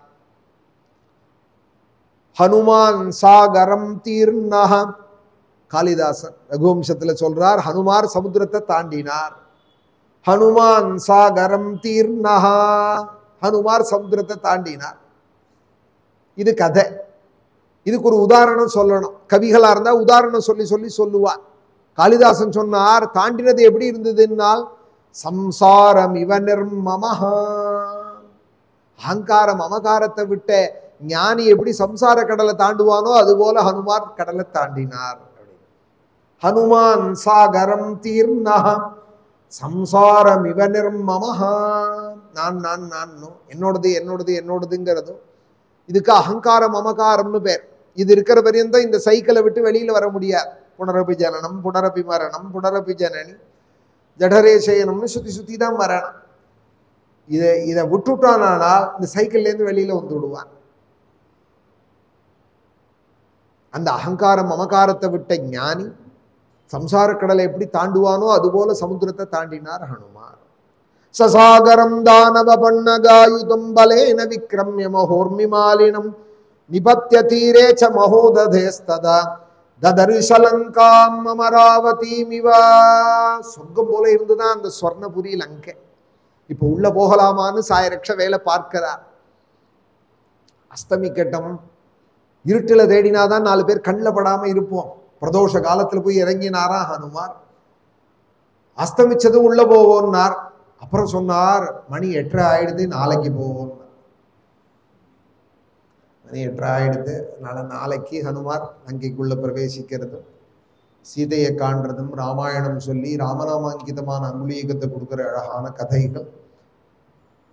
பிரிஞ்ச தம்பதிகள்லாம் சேருவால் உத்தரக்குத்தர் அந்யோன்யதெல்லாம் ஏற்படும்னெல்லாம் இந்த அங்குலீக பிரதானத்துக்கு பலஸ்ருதி சொல்லியிருக்கா. நாளன்னைக்கு ஹனுமார் ஜெயஸ்ரீயோட திரும்பி ராமனிடத்துல வந்து சூடாமணியை கொடுக்கறதும் பட்டாபிஷேகமும். இன்னும் 2 நாளைக்கு நம்ம கோதண்டராமர் கோவில்ல இந்த சுந்தரகாண்டம் இருக்கு.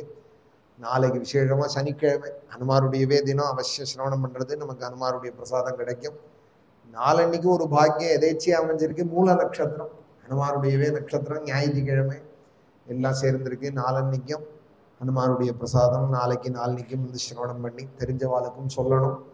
10 பேருக்கு நடக்கிறதுங்கிறது தெரிஞ்சா வருவாளா இருந்தா கட்டாயம் சொன்னா நமக்கும் இந்த புண்ணியம் உண்டு. நம்ம கேட்கறதோட அவாலியும் கேட்க வச்சு புண்ணியமும் கிடைக்கும். பகவானுடைய பிரசாதம், சீதாராமாளுடைய அசாத்திய சாதகரான ஹனுமாருடைய பிரசாதம் நம்ம எல்லாருக்கும். கல்யாண ரூபாய கலௌ ஜனானாம் கல்யாணதாத்ரே கருணாசுதாப்தே கம்வாதி திவ்யாயுத சத்கராயே வாதாலயாதீஷ நமோ நமஸ்தே. நாராயண நாராயண நாராயண நாராயண நாராயண நாராயண நாராயண நாராயண நாராயண நாராயண நாராயண நாராயண நாராயண நாராயண ஸ்ரீநீலகண்டாய விஷத்வஜாய ஸ்ரக்கந்தபஸ்மாத்யபிஷோபிதாய சுபுத்ரதாராதி சுபாக்யதாய ஸ்ரீவைத்யநாதாய நம சிவாய. மகாதேவ எல்லாரும் சொல்லணும். மகாதேவ மகாதேவ மகாதேவ மகாதேவ மகாதேவ மகாதேவ மகாதேவ மகாதேவ மகாதேவ மகாதேவ மகாதேவ. ஹர நம பார்வதி பதயே. சத்குரு ஆஞ்சநேய மூர்த்தி கி.